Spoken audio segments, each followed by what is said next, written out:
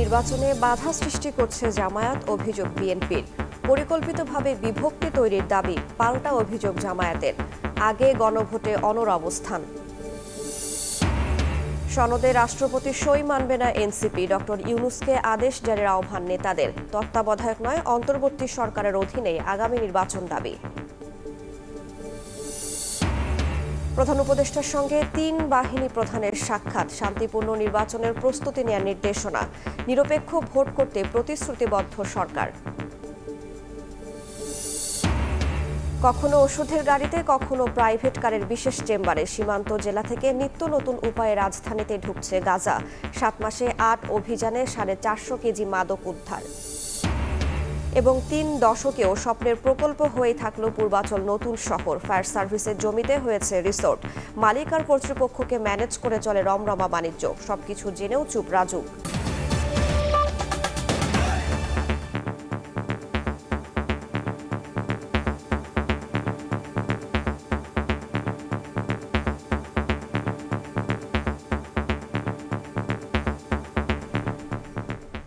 ভোরের সময়ের সঙ্গে আছি আমি রাইসা জান্নাত। জামায়াত নতুন নতুন দাবি সামনে এনে নির্বাচনে বাধা সৃষ্টি করছে। 24 দিয়ে 71কে ভুলিয়ে দিতে পরিকল্পিতভাবে বিভক্তি তৈরি করছে ষড়যন্ত্রকারীরা। এমন অভিযোগ করে বিএনপি মহাসচিব বলেছেন, নির্বাচন হলে অপশক্তি মাথাচাড়া দিতে পারবে না। এদিকে 2-3টি দলের মতামত জাতির ওপর চাপিয়ে দেয়া, রুখে দেওয়ার পাশাপাশি ধর্মকে ব্যবহার করে ফায়দা হাসিলের অপচেষ্টার বিষয়ে সবাইকে সতর্ক থাকার আহ্বান নেতাদের। জাতীয় প্রেস ক্লাবে জাতীয়তাবাদী মুক্তিযোদ্ধা দলের সমাবেশ, যাতে অংশ নেন দেশের বিভিন্ন প্রান্ত থেকে আসা বীর মুক্তিযোদ্ধারা। সমাবেশে অংশ নিয়ে বিএনপির কেন্দ্রীয় নেতারা বলেন, বহুরূপীদের খপ্পরে পড়েছে দেশ। 71-এর নারকীয় হত্যাকাণ্ডের দায়ে জামায়াতকে নিষিদ্ধ করা উচিত। বিএনপির পক্ষ থেকে দাবি তোলা উচিত যে 23 এবং এর আগের গণহত্যা, নির্মম নির্যাতন, নিপীড়ন, ভোটাধিকার হরণ, এই জন্য যদি আওয়ামী লীগের কার্যক্রম নিষিদ্ধ হতে পারে, তাহলে 71-এর গণহত্যা, ধর্ষণ, নারকীয় হত্যাযজ্ঞের কারণে জামাত ইসলামকে নিষিদ্ধ করতে হবে। 71-এর মুক্তিযুদ্ধকে হেয় করার একটা চেষ্টা আমরা লক্ষ্য করেছি। অন্তর্বর্তীকালীন সরকার এবং যারা ক্ষমতাসীন আমলা, এরা তো মুক্তিযুদ্ধে অংশগ্রহণ করে নাই এবং এদের অনেকেই মুক্তিযুদ্ধের বিরুদ্ধে ছিল, তাই তারা মুক্তিযুদ্ধকে ভুলিয়ে দিতে চায়। এ সময় পরিকল্পিতভাবে কিছু শক্তি বিভক্তি আনতে চায় মন্তব্য করে বিএনপি মহাসচিব বলেন, 71কে ভুলিয়ে দেওয়ার অবকাশ নেই। নোট অফ ডিসেন্ট বাদ দিয়ে প্রতারণা ও আগে গণভোটের নামে নির্বাচন পেছানোর ষড়যন্ত্রের বিরুদ্ধে সবাইকে ঐক্যবদ্ধ হওয়ার আহ্বান জানান তিনি। বিভক্তি আমরা আনতে চাই না, কিন্তু অত্যন্ত পরিকল্পিতভাবে কিছু কিছু শক্তি, কিছু কিছু মানুষ এখানে বিভক্তি আনতে চায়। 1971 সালকে যারা ভুলিয়ে দিতে চায়, আমরা এই ব্যাপারে খুব পরিষ্কার করে বলতে চাই, 1971 সালকে ভুলিয়ে দেওয়ার কোনো অবকাশ নেই, কারণ ওটাই হচ্ছে আমাদের জন্মের ঠিকানা। নির্বাচন তো যেটা ঘোষণা করেছেন 2026 সালের ফেব্রুয়ারি মাসে, ওই তখনই নির্বাচন হতে হবে। বিএনপি নির্বাচনে বাধা দিচ্ছে এমন অভিযোগ প্রসঙ্গে মির্জা ফখরুল বলেন, নানা দাবি সামনে এনে নির্বাচনে বাধা দিচ্ছে জামায়াত ইসলামী। তাহের সাহেব তিনি তার এলাকায় আমাদেরকে দোষারোপ করেছেন যে আমরা নাকি নির্বাচনকে বাধা নেই। এখন পর্যন্ত নির্বাচনকে যতটা বাধা সৃষ্টি করেছেন আপনারা করেছেন। এদিকে রাজশাহীতে ব্যবসায়ী সম্মেলনে বিএনপি স্থায়ী কমিটির সদস্য আমির খসরু মাহমুদ চৌধুরী বলেন, 2 থেকে 3টি দলের মতামত জোর করে বিএনপির উপর চাপিয়ে দেওয়া হচ্ছে। 2টি দলের অথবা 3টি দলের মতামত জোর করে বাকি দলগুলোর উপর চাপিয়ে দেওয়ার একটা চেষ্টা চলছে। ঐক্যমত্যের বাইরে গিয়ে তাদের দাবি এখন আমাদের উপর চাপাতে চাচ্ছে, জনগণের উপর চাপাতে চাচ্ছে। এদিকে নারায়ণগঞ্জে আজমতে সাহাবা মহাসম্মেলনে যোগ দিয়ে দলটির স্থায়ী কমিটির আরেক সদস্য সালাউদ্দিন আহমদ বলেন, ধর্মকে ব্যবহার করে ফায়দা হাসিলের অপচেষ্টা রুখতে সবাইকে সজাগ থাকতে হবে। একটি রাজনৈতিক দল তারা নির্বাচনের স্বার্থে, রাজনীতির স্বার্থে ইসলামকে ব্যবহার করে জাতির মধ্যে বিভক্তি নিয়ে আসতে চায়, বিশেষ করে ইসলামের ক্ষতি করতে চায়, তাদের কাছ থেকে আমাদেরকে সাবধান হতে হবে। নতুন দেশ গড়তে আওয়ামী রাজনীতি পরিত্যাগ করে আদর্শিক রাজনীতি চর্চার তাগিদ দেন বিএনপির এই নেতা। হাসান ওয়ালি, সময় সংবাদ, ঢাকা। এদিকে পাল্টা অভিযোগ করে জামায়াত বলছে সনদ নিয়ে বিএনপির অনাকাঙ্ক্ষিত পরিস্থিতি সৃষ্টি নির্বাচনে অন্তরায় হতে পারে। সংশোধিত আরপিও পুনরায় পরিবর্তনের চেষ্টাকে একটি রাজনৈতিক দলের কাছে সরকারের নতি স্বীকার বলেও মনে করেন নেতারা। যারা নির্বাচনের আগে গণভোট চায় না তারা গণতন্ত্রে বিশ্বাসী নয় বলেও দাবি জামায়াতের। শনিবার সকালে রাজধানীর শাহবাগে স্থানীয় জামায়াতের উদ্যোগে ফ্রি মেডিকেল ক্যাম্প উদ্বোধন করেন সংগঠনটির নায়েবে আমির মুজিবুর রহমান। পিআর পদ্ধতিতে ভোট হলে নির্বাচনে কালো টাকা ও পেশি শক্তির দৌরাত্ম্য কমে যাবে বলে মন্তব্য করেন মুজিবুর রহমান। জনগণের ভোটের সঠিক মূল্যায়নে পিআর পদ্ধতির বিকল্প নেই জানিয়ে জামায়াতের শীর্ষ এই নেতা বলেন, সকল ইসলামী দল ঐক্যবদ্ধ হয়ে নামবে ভোট যুদ্ধে। টাকা পয়সা দিয়ে যে নির্বাচনকে প্রভাবিত করা এবং নিজেকে এমপি করার জন্য পাগল হয়ে যাওয়া, 10টা হুন্ডা 20টা গুন্ডা ইলেকশন ঠান্ডার এই যে বাজে একটা পদ্ধতি আর সামনে এটা কোনোদিন আসবে না ইনশাআল্লাহ, যদি পিআর সিস্টেম এখানে চালু করা যায়। এদিন গণমাধ্যমে পাঠানো জরুরি ভিডিও বার্তায় জামায়াতের আরেক নায়েবে আমির সৈয়দ আব্দুল্লাহ মোহাম্মদ তাহের অভিযোগ করেন, সংশোধিত আরপিও পরিবর্তনের চেষ্টা একটি রাজনৈতিক দলের কাছে সরকারের নতি স্বীকারের শামিল। জুলাই সনদ বাস্তবায়ন নিয়ে বিএনপি ধোঁয়াশা তৈরি করেছে বলেও মন্তব্য করেন মোহাম্মদ তাহের। আরপিওকে পুনরায় সংশোধন করা একটি দলের অন্যায় অযৌক্তিক আবদারের কাছে নথি স্বীকার করার শামিল বলেই আমরা মনে করি। সনদ বাস্তবায়ন নিয়ে বিএনপি নতুন করে যে পরিস্থিতি তৈরি করেছে এটি একেবারে অনাকাঙ্ক্ষিত। নির্বাচনের ঠিক আগে হঠাৎ এরকম রাজনৈতিক অনিশ্চয়তা উত্তাপ তৈরি করা ফেব্রুয়ারি নির্বাচন অনুষ্ঠানের প্রক্রিয়াকে বাধাগ্রস্ত করছে বলে রাষ্ট্র সংস্কার ও বিচার নিয়ে সরকারের ধীর গতির সমালোচনা করেন জামায়াতের নীতি নির্ধারণী পর্যায়ের এই নেতা। আমরা আশা করি উনি দৃঢ় ভূমিকা পালন করবেন। শফিক মুন্সি, সময় সংবাদ, ঢাকা। জুলাই সনদে রাষ্ট্রপতির সই মানবে না এনসিপি, প্রধান উপদেষ্টাকে আদেশ জারির আহ্বান জানিয়েছে দলটি। তত্ত্বাবধায়ক নয়, অন্তর্বর্তী সরকারের অধীনেই আগামী নির্বাচন দাবি নেতাদের।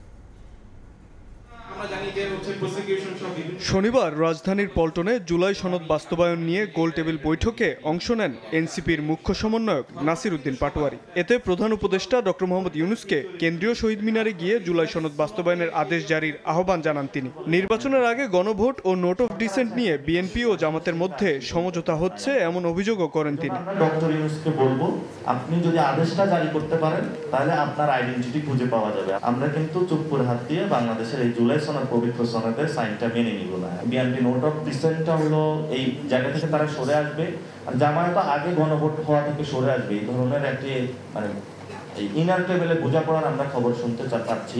নাসির উদ্দিন পাটোয়ারি বলেন, তত্ত্বাবধায়ক সরকার প্রয়োজন আছে, তবে এই নির্বাচন অন্তর্বর্তীকালীন সরকারের অধীনেই হবে। তত্ত্বাবধায়ক সরকার প্রয়োজন আছে, কিন্তু এই অন্তর্বর্তী সরকারের অধীনেই আগামী ইলেকশনটা হবে এবং যে রায়টা হবে আপনারা দয়া করে সেখানে এবিএম খায়রুল হকের মতো ওই অথবা আগের যে অবজারভেশন দেওয়া হয়েছে এই ধরনের কোনো অবজারভেশন দিয়ে বাংলাদেশকে আবার অস্থিতিশীল একটা জায়গায় নিয়ে যাবেন না। এদিকে বরগুনা জেলা এনসিপির এক অনুষ্ঠান শেষে দলটির দক্ষিণাঞ্চলের মুখ্য সংগঠক হাসনাত আব্দুল্লাহ বলেন, সনদ বাস্তবায়নের বিষয়ে নিশ্চিত না হয়ে সই করে বেকায়দায় পড়েছে বিএনপি। না দেখে সিগনেচার কেন করলো? আমাদেরকে তখন বিভিন্নভাবে দায়ী করা হয়েছে যে আমরা সংস্কার প্রক্রিয়া পিছিয়ে দিতে চাই, কিন্তু আজকে তো তারাই একই জায়গায় চলে আসছে। প্রতীক ইস্যুতে হাসনাত আব্দুল্লাহ বলেন, শাপলা প্রতীক না দিলে তার ব্যাখ্যা দিতে হবে কমিশনকে। আসন্ন সংসদ নির্বাচন স্বচ্ছ ও নিরপেক্ষ হওয়া নিয়ে শঙ্কার কথাও জানান তিনি। আমরা বারবার করে বলেছি। শাহাব ওয়াসি, সময় সংবাদ, ঢাকা। জোট করলেও ভোট করতে হবে নিজ দলের প্রতীকে। আরপিও সংশোধনের এমন বিধানে মুখোমুখি রাজনৈতিক দলগুলো। বিএনপি বলছে এমন সিদ্ধান্ত অর্থহীন, বিশেষ দলকে সুবিধা দিতেই করা হয়েছে এমন আইন। অন্যদিকে সংশোধনের পক্ষে অবস্থান নিয়েছে জামায়াত ও এনসিপি। দল দুটি বলছে বিএনপির চাপে সংশোধনী বাতিল করলে প্রশ্নবিদ্ধ হবে ইসি, বিতর্কিত হবে সরকার। হাসান ওয়ালির প্রতিবেদন। জুলাই সনদের বাস্তবায়ন প্রক্রিয়া নিয়ে দিন দিন মতপার্থক্য বাড়ছে রাজনৈতিক দলগুলোর। অনেকেই সংশয় প্রকাশ করছেন ফেব্রুয়ারিতে নির্বাচন আয়োজন নিয়েও। এর মধ্যে নতুন করে আলোচনায় আরপিও সংশোধনী। 23 অক্টোবর ত্রয়োদশ জাতীয় সংসদ নির্বাচন সামনে রেখে গণপ্রতিনিধিত্ব আদেশ আরপিও সংশোধন 2025-এর খসড়া নীতিগত ও চূড়ান্ত অনুমোদন করে উপদেষ্টা পরিষদ। এতে বেশ কিছু বিষয়ে পরিবর্তন আনা হয়েছে। ইভিএম ব্যবহার বাতিল, না ভোট পুনর্বহাল, পলাতক আসামিদের নির্বাচনে অংশগ্রহণ নিষিদ্ধ করার মতো সিদ্ধান্তের সঙ্গে নেওয়া হয়েছে নিজ দলের প্রতীকে নির্বাচনের বাধ্যবাধকতা। নতুন নিয়মে জোটভুক্ত হলেও জোটের প্রধান দলের প্রতীকে নির্বাচন করতে পারবেন না শরিক দলের প্রার্থীরা। এ নিয়ে তীব্র আপত্তি জানিয়েছে বিএনপি। একতরফাভাবে এমন সিদ্ধান্ত নেওয়ার অভিযোগ দলটির। এ সংক্রান্ত আইন বাতিলে ইসি এবং আইন মন্ত্রণালয়ে চিঠিও দিয়েছে দলটি। বিশেষ দলকে সুবিধা দিতে এমন সংশোধনী আনা হয়েছে বলে অভিযোগ দলটির নীতি নির্ধারণী ফোরামের এই সদস্যের। মেজর দল থাকে তারই মার্কেট ইউজ করে। জামাত আমাদের ধান নির্বাচন করছে না, এটা বন্ধ করার তো কোনো অর্থ হয় না। যারা কন্ট্রিবিউট করতে পারে, যারা জাতীয়ভাবে পরিচিতি, তাদেরকে পার্লামেন্টে নিয়ে আসার যেটা আমাদের পরিকল্পনা, সেটা এইখানে এসে স্থগিত হয়ে যাচ্ছে। কোনো একটা বিশেষ দলকে ফেভার করার জন্য চেষ্টা করা হইতেছে। তবে ইসি সংশোধনীর পক্ষে অবস্থান নিয়েছে জাতীয় নাগরিক পার্টি এনসিপি। বিএনপির চাপে সংশোধনী বাতিল করলে ইসি প্রশ্নবিদ্ধ হবে বলে মনে করেন দলটির এই নেতা। যে দলের লোক সেই দল থেকে নির্বাচন করবে এবং নিজস্ব প্রতীকে নির্বাচন করবে, এইটা একটা ফেয়ার সিস্টেম। যদি অন্যথা হয় তাহলে কিন্তু একটা প্রতারণামূলক মেসেজ যায়। বিএনপির চাপেই যদি এই ধরনের সংশোধনী আবার আনা হয়, এটা যদি বাতিল করা হয়, তাহলে তো আসলে বারবারই আমরা নির্বাচন কমিশন সহ অন্যান্য সংস্থাগুলো কিন্তু প্রশ্ন করে আসছি, সেইটাই আবার প্রমাণিত হবে। সিদ্ধান্ত থেকে সরলে সরকার এবং নির্বাচন কমিশন বিতর্কিত হবে বলে মনে করে জামায়াত। হঠাৎ করে এটা বিরোধিতা করেছেন একটা ডিসিশন পাকাপোক্ত সবকিছু হওয়ার পরে, আর সরকার যদি এই জায়গা থেকে সরে তাহলে বুঝতে হবে সরকার একটা বিশেষ দলের পক্ষ হয়ে কাজ করছে। এখানে কিন্তু নির্বাচনের প্রতি জনগণের যে অনাস্থা অতীতে ছিল ফেসিবাদী আমলের, সে অনাস্থারই এখানে জন্ম দেবে। সরকার বিতর্কিত হবে।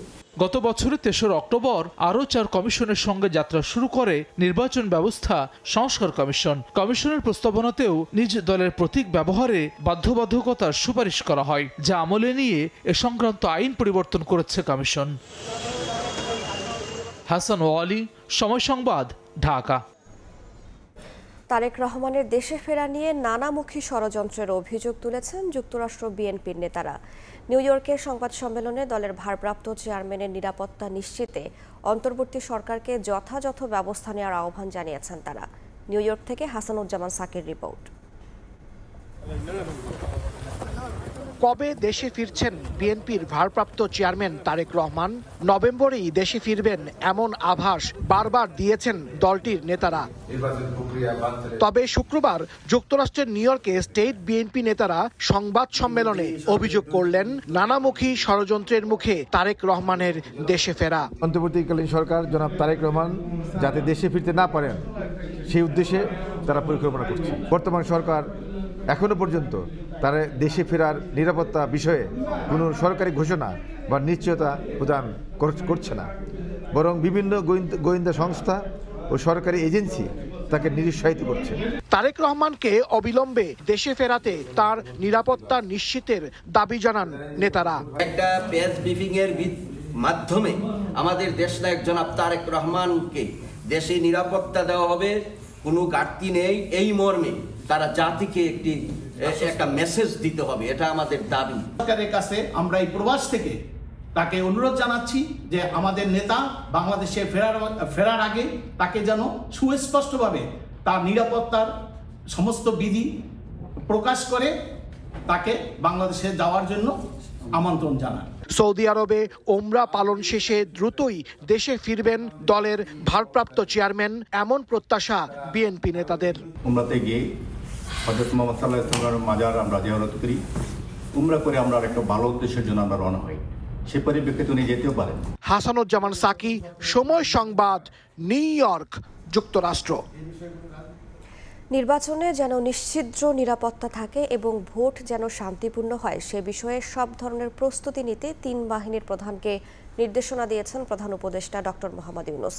শনিবার সন্ধ্যায় সেনাপ্রধান জেনারেল ওয়াকারুজ্জামান, নৌবাহিনী প্রধান অ্যাডমিরাল মোহাম্মদ নাজমুল হাসান, বিমান বাহিনী প্রধান air chief marshal Hasan Mahmud Khan রাষ্ট্রীয় অতিথি ভবন যমুনায় প্রধান উপদেষ্টার সঙ্গে সাক্ষাৎ করেন।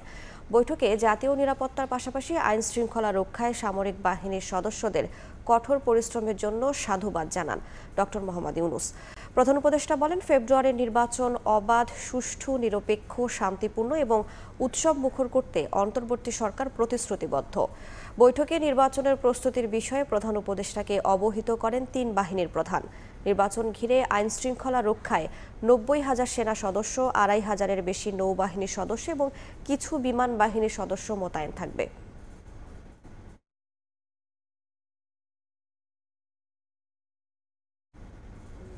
সরকার সুষ্ঠু ও শান্তিপূর্ণ পরিবেশে নির্বাচন করতে সর্বাত্মক প্রস্তুতি নিয়েছে বলে জানিয়েছেন নির্বাচন কমিশনার আনোয়ারুল ইসলাম সরকার। শনিবার সকালে কুয়াকাটার কোডেক প্রশিক্ষণ কেন্দ্রে নির্বাচন কর্মকর্তাদের এক কর্মশালায় তিনি কথা বলেন। এবার আরপিওতে সংশোধন আনা হয়েছে উল্লেখ করে তিনি বলেন, রিটার্নিং কর্মকর্তারা চাইলে দায়িত্বরত আসন ও প্রিজাইডিং অফিসার ভোট গ্রহণ স্থগিত করতে পারবেন। তাই নির্বাচন কর্মকর্তাদের নির্ভয়ে দায়িত্ব পালনের আহ্বান জানান নির্বাচন কমিশনার। তো প্রতিটি নাগরিকের দায়িত্ব যে একটি সুষ্ঠু নির্বাচন করার জন্য সহযোগিতা করা, ভালো, অবাধ, সুষ্ঠু, নিরপেক্ষ নির্বাচন করার জন্য যত প্রস্তুতি আছে আমরা সব প্রস্তুতি নিয়ে রেখেছি। আমরা অবাধ, সুষ্ঠু, নিরপেক্ষ নির্বাচন যে কোনো মূল্যে করতে বদ্ধপরিকর। আওয়ামী সরকারের আমলে উচ্চ আদালতে নিয়োগের ক্ষেত্রে যোগ্যতার পরিবর্তে দলীয় আনুগত্যকে প্রাধান্য দেওয়া হয়েছে মন্তব্য করেছেন আইন উপদেষ্টা। বিচার বিভাগ পৃথকীকরণ দিবস উপলক্ষে ধানমন্ডিতে এক আলোচনা সভায় একথা বলেন তিনি। বর্তমান সরকারের আইনি সংস্কারগুলো আন্তরিকতার সঙ্গে গ্রহণ করার পাশাপাশি অন্যায়কে প্রশ্রয় না দিতে বিচারকদের প্রতি আহ্বান জানান আসিফ নজরুল। অনুষ্ঠানে আইন মন্ত্রণালয়ের সচিব লিয়াকত আলী মোল্লা, বাংলাদেশ জুডিশিয়াল সার্ভিস অ্যাসোসিয়েশনের সভাপতি আমিরুল ইসলাম সহ বিচারকরা উপস্থিত ছিলেন। এ সময় আগের সরকারের মতো এখন আর রাজনৈতিক তদবির না থাকায় সব ক্ষেত্রে আইনের শাসন প্রতিষ্ঠিত হয়েছে বলে মন্তব্য করেন বক্তারা। যে বাড়তি সুবিধা নেওয়ার জন্য, ভালো জায়গায় পোস্টিং নেওয়ার জন্য, প্রমোশন নেওয়ার জন্য, বিদেশে যাওয়ার জন্য এই সুবিধা নিয়েছে, সে বিচারক তো দূরের কথা, সে মানুষও না। বিচারকের পদে থেকে যে অন্যায় করে নিজের ব্যক্তি স্বার্থে, তার চেয়ে খারাপ মানুষ আর হইতে পারে না। ক্লাস নেওয়ার সময় ফান করে বলতাম যে উচ্চ আদালতে নিয়োগের যোগ্যতা হচ্ছে মাত্র 2টা। একটা হচ্ছে 10 বছরের প্র্যাকটিস হাইকোর্টে বিচারক, আইনজীবী হিসাবে অথবা নিম্ন আদালতে। আর সেকেন্ড যোগ্যতাটা হচ্ছে জয় বাংলা বা বাংলাদেশ জিন্দাবাদ বলা। বদলি আর পদোন্নতির ক্ষেত্রে সুস্পষ্ট নীতিমালা থাকবে। অতীতে সুস্পষ্ট নীতিমালা না থাকার কারণে অনেকে ভিক্টিমাইজড হয়েছে। ভোরের সময় আরও থাকছে, একবার রোপণেই দুবার মিলবে ফলন, কমবে শ্রম ব্যয়, সাশ্রয় হবে খরচ। 4 জেলায় পেরিনাইল রাইসের পরীক্ষামূলক উৎপাদন, ভালো ফলাফলের আশায় গবেষকরা। কি লিক নিয়ে চিন্তিত? কিনুন leak proof RFL thread pipe and fittings. ভোলায় মিছিল করা নিয়ে সংঘর্ষে জড়ালো বিএনপি ও বিজেপি নেতাকর্মীরা। এতে গণমাধ্যম কর্মী সহ অন্তত 50 জন আহত হয়েছেন। পরিস্থিতি স্বাভাবিক করতে এলাকায় মোতায়েন করা হয় অতিরিক্ত পুলিশ। দফায় দফায় ধাওয়া পাল্টা ধাওয়া, ইট পাটকেল নিক্ষেপ, ককটেল বিস্ফোরণ, রণক্ষেত্র পুরো এলাকা। ভোলায় মিছিল করাকে কেন্দ্র করে সংঘর্ষে জড়ালো বিএনপি ও বিজেপির নেতাকর্মীরা। শনিবার দুপুরে শহরের নতুন বাজার এলাকায় দলীয় কার্যালয়ের সামনে মিছিল শেষে সমাবেশ করছিল বাংলাদেশ জাতীয় পার্টি। অন্যদিকে মহাজনপট্টি এলাকায় দলীয় কার্যালয়ে সমাবেশ শেষে মিছিল বের করে জেলা বিএনপি। এ নিয়ে বিজেপি ও বিএনপির মধ্যে উত্তেজনা দেখা দেয়। এক পর্যায়ে সংঘর্ষে জড়িয়ে পড়েন দল দুটির নেতাকর্মীরা। এতে গণমাধ্যম কর্মী সহ উভয় পক্ষের অন্তত 50 জন আহত হন। এ সময় বেশ কয়েকটি গাড়ি ও বিজেপির অফিস ভাঙচুর করার অভিযোগ ওঠে। মিছিল চলাকালীন বিজেপির 12:30টার আগে শেষ হওয়ার কথা ছিল। আমরা 12:30টায় আমরা এখান থেকে শুরু করি, বাংলা স্কুলে মরে গেলে তাদের সাথে মুখোমুখি হয়। মুখোমুখির এক পর্যায়ে আমাদের নেতৃবৃন্দ বলেছে তোমরা একটু দাঁড়াও, আমরা ব্যাক করি। তারপর তোমরা যেও, সেই কথাকে উপেক্ষা করে তার পরবর্তীতে কে বা কারা ডিল করে, এই ডিলকে কেন্দ্র করে এই গন্ডগোলটা উৎপত্তি সৃষ্টি হয়। মিছিল শেষ হয়ে গেছে 1 ঘন্টা আগে, তারা এই হামলাটি চালিয়েছে প্রায় 1 থেকে 1.5 ঘন্টা পরে শেষ হওয়ার, আমাদের মিছিল শেষ হওয়ার। খবর পেয়ে পরিস্থিতি নিয়ন্ত্রণে আনে পুলিশ। সকলেরই শিষ্টাচার সুলভ আচরণ করা উচিত, এই অনাকাঙ্ক্ষিত পরিস্থিতি সৃষ্টি করেছে। তো আমরা আইন শৃঙ্খলা রক্ষাকারী বাহিনীর পক্ষ থেকে কঠোর অবস্থানে রয়েছি, আমরা তাদের উভয় পক্ষকেই ডিসপাস করে দিয়েছি। যে কোনো অপ্রীতিকর পরিস্থিতি এড়াতে এলাকায় মোতায়েন রয়েছে আইন শৃঙ্খলা রক্ষা বাহিনী। নাসির উদ্দিন লিটন, সময় সংবাদ, ভোলা। নদীর সংখ্যা নিয়ে অন্তর্বর্তী সরকারের জরিপ তথ্যে অসঙ্গতি রয়েছে বলে মন্তব্য করেছেন বিএনপির স্থায়ী কমিটির সদস্য নজরুল ইসলাম খান।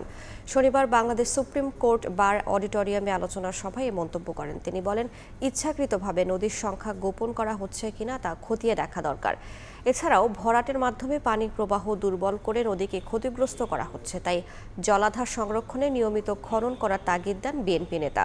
এ সময় গণ অধিকার পরিষদের সাধারণ সম্পাদক রাশেদ খান হুঁশিয়ারি দিয়ে বলেন, দখল বন্ধে ব্যবস্থা না নিলে রাজপথে নামবে জনগণ।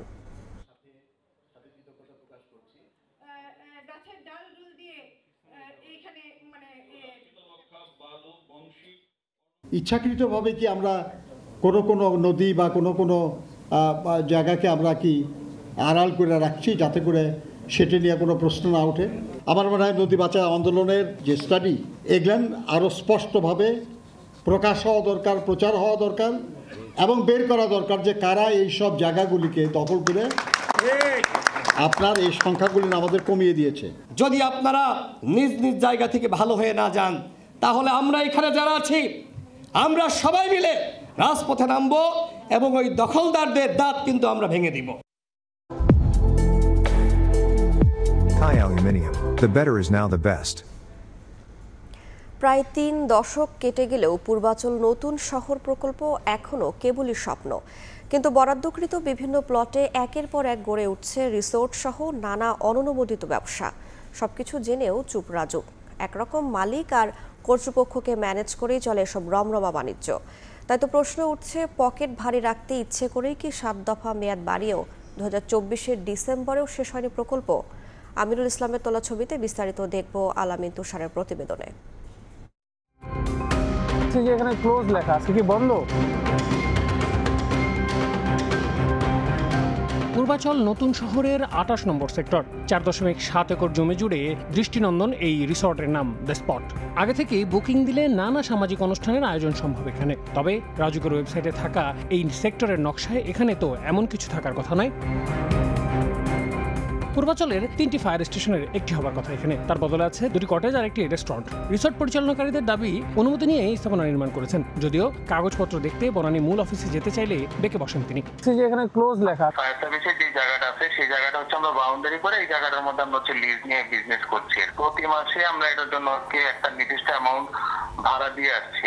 আমাদের কাছে সব লিগ্যাল ডকুমেন্ট, লিগ্যাল ইনফরমেশন আছে। বনানী অফিসের লোকেশনটা আসলে এখন দিতে যাচ্ছি না। নাম প্রকাশে অনিচ্ছুক এক ফায়ার সার্ভিস কর্মকর্তা জানান, ফায়ার ফাইটার কল্যাণ তহবিলের মতো কোনো এক ট্রাস্টের মাধ্যমেই মিলেছে অনুমতি, যদিও সংস্থাটির মহাপরিচালক এ ব্যাপারে কোনো উত্তর দেননি। জানালেন দ্রুতই সেই রিসর্ট বন্ধে ব্যবস্থা নেবেন। অলরেডি ওই প্রতিষ্ঠানকে আমরা এখান থেকে এক্সটিগেট করতে বলেছি এবং আমরা ওখানে ফায়ার স্টেশন করার জন্যই জায়গাটা আমাদের নির্ধারিত এবং আমরা ফায়ার স্টেশনেরই পরিকল্পনা করেছি। অভিযোগ আছে এমনই আরও অনেক প্লট কিংবা ফাঁকা জায়গা অনুমোদিতভাবেই ব্যবহৃত হচ্ছে পূর্বাচল নতুন শহর প্রকল্পে, আর পকেট ভারী হচ্ছে রাজুক সহ সংশ্লিষ্টদের। এসব অনিয়মের ব্যাপারে উত্তর মেলেনি রাজুকের। প্রকল্প পরিচালক, জনসংযোগ কর্মকর্তা, প্রধান নগর পরিকল্পনাবিদ হয়ে রাজুক চেয়ারম্যান দফায় দফায় চেষ্টা করেও মেলেনি কারও সাক্ষাৎ, কেবলই অজুহাতের ফুলঝুরি। নগর পরিকল্পনাবিদ বলছেন, জনস্বার্থের জমি ব্যক্তিগত আয়ের উৎস হিসেবে ব্যবহার সংবিধান বিরোধী।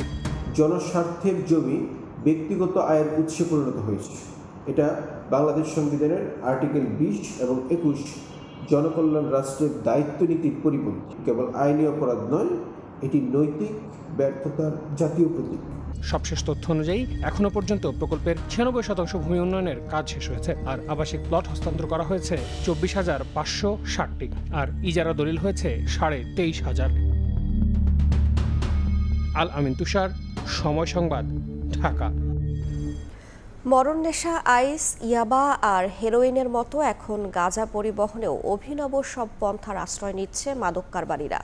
বিক্রির জন্য মজুত করতেও আশ্রয় নিচ্ছে নিত্য নতুন বিশেষ কায়দা। কখনো জরুরি সেবা ওষুধ পরিবহনের কাভার্ড ভ্যানের বিশেষ চেম্বারে, কখনো প্রাইভেট কারের সিটের নিচের চেম্বারে, কখনো বিছানার তোষক, এমনকি ডাইনিং টেবিলের নিচে বিশেষ চেম্বারেও রাখা হচ্ছে গাঁজা। গত 7 মাসে 8টি অভিযানে 450 কেজি গাঁজা উদ্ধার ও 18 জনকে গ্রেফতারের পর এসব তথ্য দিয়েছে র্যাব 2। দেশের বিভিন্ন সীমান্তবর্তী জেলা থেকে মাদকগুলো ঢাকায় এনে বিক্রির চেষ্টা করেছে কারবারিরা। মাসুদুর রহমানের রিপোর্টে বিস্তারিত।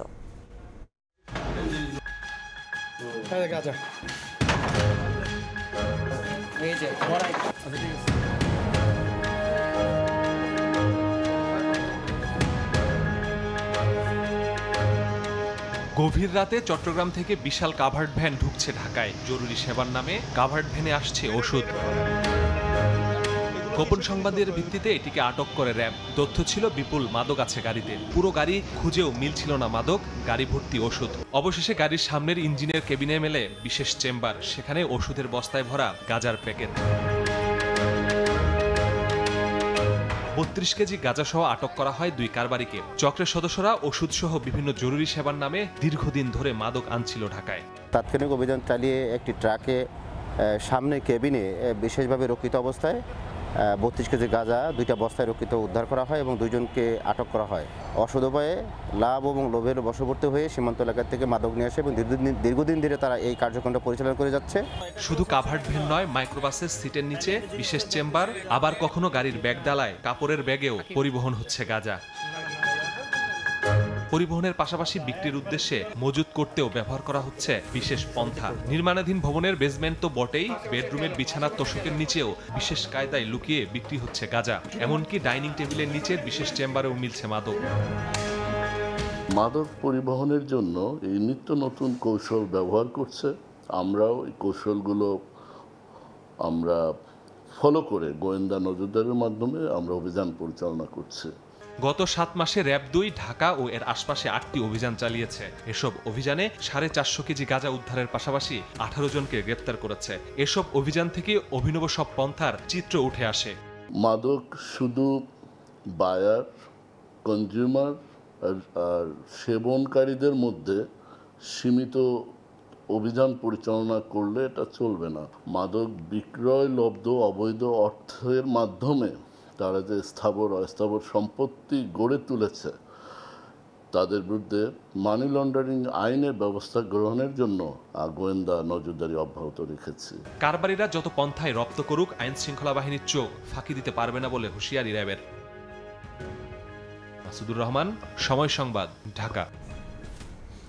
ফরিদপুরে টাকার প্রলোভন দেখিয়ে শিশু ধর্ষণ চেষ্টার অভিযোগে একজনকে গ্রেফতার করেছে পুলিশ। শনিবার বিকেলে ভাঙ্গা উপজেলার চুমুরদি ইউনিয়নের পূর্ব সর্দির গ্রামের বাড়ি থেকে তাকে গ্রেফতার করা হয়।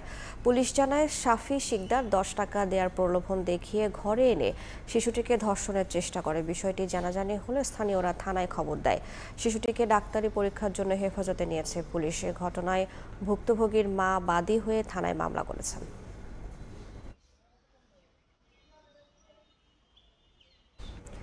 আজ যমুনা অভিমুখে লং মার্চের ঘোষণা দিয়েছেন স্বতন্ত্র ইবতেদায়ী মাদ্রাসার আন্দোলনরত শিক্ষকরা। 20 দিন ধরে প্রেস ক্লাবের সামনে অবস্থান কর্মসূচিতে দাবি আদায় না হওয়ায় এ ঘোষণা দেন তারা। শনিবার অবস্থান কর্মসূচিতে শিক্ষক নেতারা বলেন, ইবতেদায়ী ও প্রাথমিক শিক্ষার কারিকুলাম এক হলেও শুধু একটি অংশকে সরকারিকরণ করে তাদের সঙ্গে বৈষম্য করা হয়েছে। একটি বিশেষ মহলের চাপে সরকারের ঘোষণার পরেও ইবতেদায়ী মাদ্রাসার জাতীয়করণ সম্ভব হচ্ছে না বলেও দাবি করেন তারা। দাবি মেনে নিয়ে শিক্ষা প্রতিষ্ঠানে ফেরত যাওয়ার সুযোগ দিতে সরকারের প্রতি আহ্বান জানান শিক্ষকরা। এর আগে শুক্রবার দাবি আদায়ে 24 ঘন্টার আলটিমেটাম দেন আন্দোলনরত মাদ্রাসা শিক্ষকরা। এক বছর হয়ে গেল জাতীয়করণ ঘোষণা করা হয়েছে, এই এক বছর পরেও কেন জাতীয়করণ বাস্তবায়ন হলো না? এর জবাব চাই। আমাদের দাবি জাতীয়করণ ঘোষণা না হওয়া পর্যন্ত আমরা এই রাজপথ ছাড়ব না। আমাদের শিক্ষক ভাইরা রক্ত দিয়েছে, যদি রক্ত আরও দিতে হয় রক্ত দিব, যদি আমাদের জীবন দিতে হয় তবু আমাদের জীবন দেব। তবু আমাদের দাবি আদায় করেই ছাড়বে ইনশাআল্লাহ। আসামিদের দ্রুত গ্রেফতার ও সুষ্ঠু বিচারের দাবিতে জাতীয় প্রেস ক্লাবের সামনে মানববন্ধন করেছেন সালমান শাহের ভক্তরা। প্রিয় নায়কের মৃত্যুর 29 বছর পরও বিচার না পেয়ে তাদের কণ্ঠে ক্ষোভ, বেদনা আর দীর্ঘ প্রতীক্ষার আহাজারি।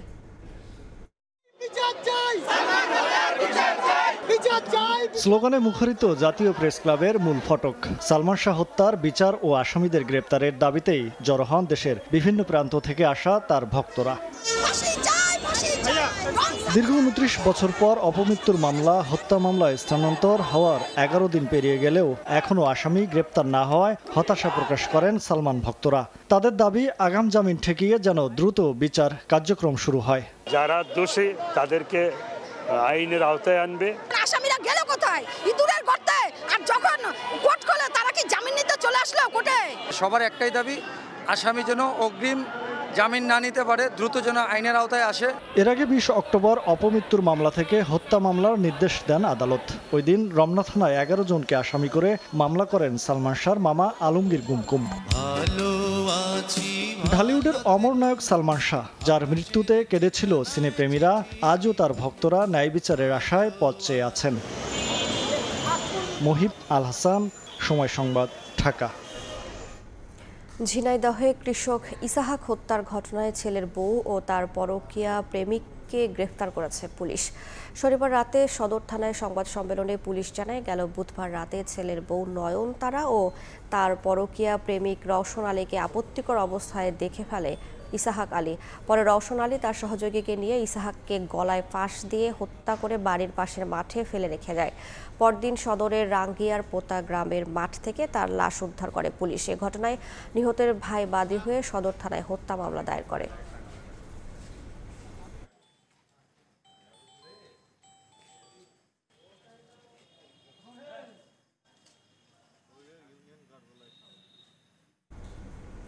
নির্বাচনের তোড়জোড় যত বাড়ছে ততই স্নায়ুচাপ বাড়ছে আর্থিক খাতে। রমজানের আগে নিত্যপণ্য আমদানিতে এলসির চাপ ও নির্বাচনের পর দেশি বিদেশি বিনিয়োগের পথ সহজ রাখতে বাজারে নিরবচ্ছিন্ন ডলার সরবরাহ সহ নীতি সহায়তার বড় ধরনের প্রস্তুতি জরুরি। তবে ব্যবসায়ীরা বলছেন, শুধুমাত্র ডলার সরবরাহ বা সুদের হার কমিয়ে নয়, কর পরিকল্পনা ও আমদানি রপ্তানি সহজ করতে নিতে হবে কার্যকর পদক্ষেপ। বাংলাদেশ ব্যাংক বলছে, ত্রিমুখী চাপে চাহিদার তুলনায় বর্তমান রিজার্ভ যথেষ্ট হবে না। সেলিয়া সুলতানার রিপোর্ট। রমজানকে সামনে রেখে নিত্যপণ্য আমদানি বাড়ছে। স্বাভাবিকভাবেই বাজার স্থিতিশীল রাখতে বছরের এই সময়ে খাদ্যপণ্য আমদানিতে গুনতে হয় মোটা অঙ্ক। আন্তর্জাতিক বাজার দর আর পরিবহনের খরচের উপর নির্ভর করে প্রতি বছরই এলসি খোলার আর্থিক আকারও হয় প্রায় দ্বিগুণ। এদিকে নির্বাচন ঘনিয়ে আসার সাথে সাথে শিল্প ও পেট্রোলিয়াম জাতীয় পণ্যের আমদানি বেড়েছে। গত বছরের 5ই আগস্টের পর পরিবর্তিত পরিস্থিতির সময়টি বাদ দিয়ে স্বাভাবিক সময় ধরলে 2023 সালের এই সময়ের তুলনায় তা কিছুটা কম। অন্যদিকে দেশীয় বিনিয়োগকারীদের মতো বিদেশি বিনিয়োগকারীরা রয়েছেন নতুন সরকারের অপেক্ষায়। ফলে আসছে 6 মাসে ত্রিমুখী চাপে পড়তে যাচ্ছে আর্থিক খাত। ইলেকটেড গভর্নমেন্ট আসলে ব্যবসা বাণিজ্য একটা চাঙ্গা ভাব থাকবে। এই আমরা এখন রিজার্ভ নিয়ে যত স্বস্তির মধ্যে আছি, খুব স্বস্তিদায়ক অবস্থায় থাকা যাবে না যখন প্রচণ্ড চাপ সৃষ্টি হবে। একই সাথে ভোগ্যপণ্যের আমদানির চাপ, আরেকদিকে শিল্প কাঁচামাল আমদানির চাপ। ব্যবসায়ীরা বলছেন, এই 6 মাসের পরিস্থিতির উপর নির্ভর করছে কতটা ঘুরে দাঁড়াবে বাংলাদেশ। যেখানে আমাদের 6 থেকে 8% লেভেলে জিডিপি গ্রোথ ছিল, সেটা 3 থেকে 4% লেভেলে নেমে এসছে। সো এইখান থেকে বেরোতে গেলে আসলে ইনভেস্টমেন্ট করতে হবে। নির্বাচনের পর শুধুমাত্র ঋণের সুদের হার কমানো বা বাজারে ডলারের তারল্য ঠিক রাখা নয়, নির্বাচিত সরকারের বন্দর ব্যবস্থাপনা ও কর নীতির উপর নির্ভর করবে বেসরকারি বিনিয়োগে কতটা জোয়ার আসবে। ফিসকাল এক্সপানশনও যেমন জরুরি, তেমনি প্রাইভেট সেক্টরের জন্য ইনভেস্টমেন্ট ফ্রেন্ডলি এনভায়রনমেন্ট ক্রিয়েট করাটা, সেটা শুধুমাত্র যে সুদের হার দিয়ে ডিটারমিন হবে তা না, আরও তো অনেকগুলো ফ্যাক্টর আছে। সেই পলিটিক্যাল স্টেবিলিটি, এনার্জি সাপ্লাই থেকে শুরু করে আমাদের যে কাস্টমস ক্লিয়ারেন্স প্রসিডিওর, যেটা যে জাহাজ থেকে নামার পরে কন্টেনার পোর্ট থেকে বের করতে, এই প্রসেস থেকে 2 থেকে 3 সপ্তাহের বেশি লেগে যাচ্ছে। সো এই আসলে তো আমাদের জন্য দরকার ছিল এই জায়গাটাতে একটা ইমপ্রুভমেন্ট করা। গত বছর আমদানি বাড়ার সাথে সাথে বেড়েছিল আমদানিকারকের সংখ্যাও। ফলে এবার অর্থ পাচার রোধে সেদিকেও নজরদারি রাখা হবে বলছে কেন্দ্রীয় ব্যাংক সূত্র। সেলিয়া সুলতানা, সময় সংবাদ, ঢাকা। নিম্নবিত্তের জন্য বিদ্যুতের দাম ভর্তুকি দিয়ে হলেও কমানোর আশ্বাস দিয়েছেন মৎস্য ও প্রাণী সম্পদ উপদেষ্টা ফরিদা আক্তার। অন্যদিকে বিদ্যুৎ খাতে বিগত সরকারের করা ইন্ডেমনিটি আইনকে চৌর্যবৃত্তির আইন বলে মন্তব্য করেছেন বিএনপি সিনিয়র যুগ্ম মহাসচিব রুহুল কবির রিজভী। জ্বালানি রূপান্তর নিয়ে ঢাকা বিশ্ববিদ্যালয়ের মোজাফফর আহমেদ চৌধুরী অডিটোরিয়ামে আলোচনা সভার আয়োজন করে consumers association of Bangladesh cab. 2 দিনব্যাপী আলোচনার শেষ দিন ছিল শনিবার। প্রবলেমের রুট জায়গায় কি অ্যাড্রেস করা হচ্ছে নাকি ভাষা কমিটমেন্ট দিচ্ছেন? আয়োজনে রাজনৈতিক দলগুলোর নির্বাচনী ইশতেহারে জ্বালানি খাতের বিষয়টি লিখিত আকারে রাখার আহ্বান জানান ক্যাবের সভাপতি AHM শফিকুজ্জামান। এ সময় বিদ্যুৎ খাতে বিগত সরকারের করা ইন্ডেমনিটি আইনকে চৌর্যবৃত্তির আইন বলে মন্তব্য করে বিএনপির সিনিয়র যুগ্ম মহাসচিব রুহুল কবির রিজভী বলেন, তাদের দল ক্ষমতায় এলে এই আইন বাতিল করা হবে। বিদ্যুৎ খাতে যত লুটপাট হবে কোনো জায়গায় কোনো বিচার করা যাবে না। এই একটা কালো আইন, সামনের নির্বাচনে তাদের নির্বাচনী ইস্তাহারে যেন জ্বালানির পলিসিটা কি হবে সেটা যেন ব্যক্ত হয়, সেটা যেন ওখানে লেখা থাকে। চৌর্যবৃত্তির আইনীকরণ করা হয়েছে এই ইন্ডেমনিটি দিয়ে, এটা অবশ্যই এই আইন বাতিল করতে হবে, মুছতে হবে, যেই সরকারে আসুক না কেন। বিএনপি যদি আসে, বিএনপি অবশ্যই এই দায়িত্বটি প্রথমেই এটা পালন করবে। এদিকে দেশের গণমানুষের জন্য বিদ্যুতে সমতা এবং সুবিচার নিশ্চিতে ভর্তুকি দিয়ে হলেও দাম স্বাভাবিক রাখার সব চেষ্টা চলমান আছে বলে জানিয়েছেন মৎস্য ও প্রাণী সম্পদ উপদেষ্টা ফরিদা আক্তার। এই বিদ্যুতের রেট কমাবার জন্য যখন নাকি কথা ওঠে তখন কিন্তু নানা রকম প্রশ্ন আসে, এটা করা যাবে না, অনেক ভর্তুকি হয়ে গেছে। অর্থ মন্ত্রণালয় থেকেও আমাদেরকে আশ্বাস দেওয়া হয়েছে যে তারা ভর্তুকি দেবে।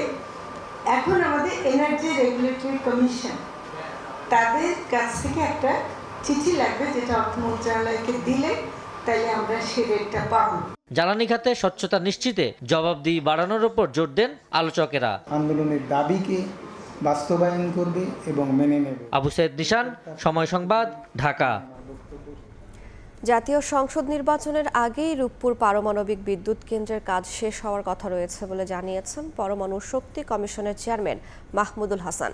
শনিবার দুপুরে বাগেরহাট মোংলায় বিএলএস মসজিদে দোয়া মাহফিলে কথা বলেন তিনি। জানান, দ্রুত সময়ের মধ্যে পারমাণবিক বিদ্যুৎ কেন্দ্রের সব ইউনিট চালু করতে পুরোদমে কাজ চলছে। 2 ইউনিট মিলে বিদ্যুৎ উৎপাদন হবে 2400 মেগাওয়াট, যা দিয়ে বাংলাদেশের বিদ্যুৎ ঘাটতি পূরণ সম্ভব বলেও জানান পরমাণু শক্তি কমিশনের চেয়ারম্যান।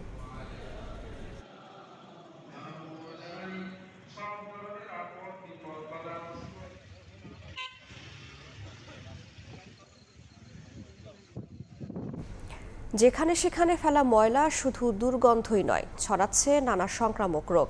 মশা, মাছি ও ইঁদুরের মাধ্যমে বাড়ছে ডায়রিয়া, ডেঙ্গু সহ নানা রোগবালাই। আবার পচনশীল বর্জ্য থেকে উৎপন্ন মিথেন গ্যাস বাড়িয়ে দিচ্ছে তাপমাত্রা ও জলবায়ু সংকট। ঢাকার 2 সিটি বলছে, বর্জ্য ব্যবস্থাপনা উন্নত করে ব্যক্তি পর্যায়ে সচেতনতা বৃদ্ধির চেষ্টা চলছে। আমিনুল ইসলামের ছবিতে বিস্তারিত আবু সাইদ নিশানের বিশেষ প্রতিবেদন।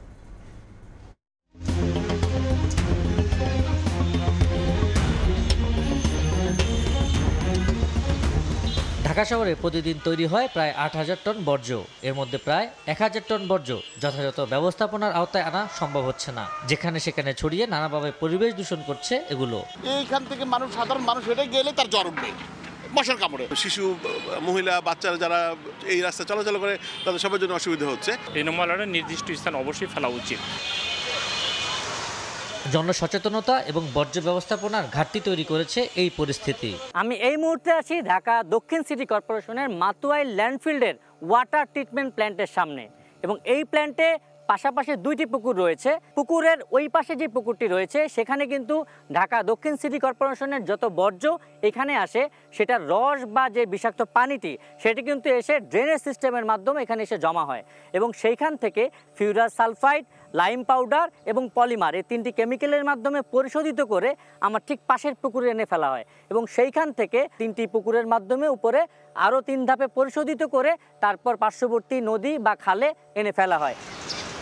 এদিকে দক্ষিণ সিটি কর্পোরেশনের ওয়াটার ট্রিটমেন্ট প্ল্যান্টে যে ড্রেনেজ ব্যবস্থাপনায় বর্জ্য থেকে পানি নিষ্কাশনের কথা ছিল তা ময়লার স্তূপেই আটকে আছে। নিচে কিন্তু প্রচুর ময়লার মিথেন গ্যাস তৈরি হয়।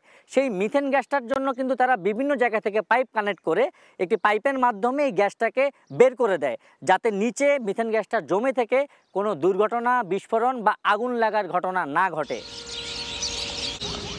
একদিকে দূষিত বর্জ্য থেকে ছড়াচ্ছে রোগ জীবাণু, অন্যদিকে পচনশীল পদার্থ থেকে নির্গত গ্যাসে ঝুঁকিতে পড়ছে জনস্বাস্থ্য। এই যে আমাদের যে ডেঙ্গি, চিকেনগুনিয়া এই আউটব্রেকগুলো হচ্ছে, এর সাথে কিন্তু যদি আপনি দেখেন প্রপার ওয়েস্ট ম্যানেজমেন্টের অভাবে কিন্তু হচ্ছে।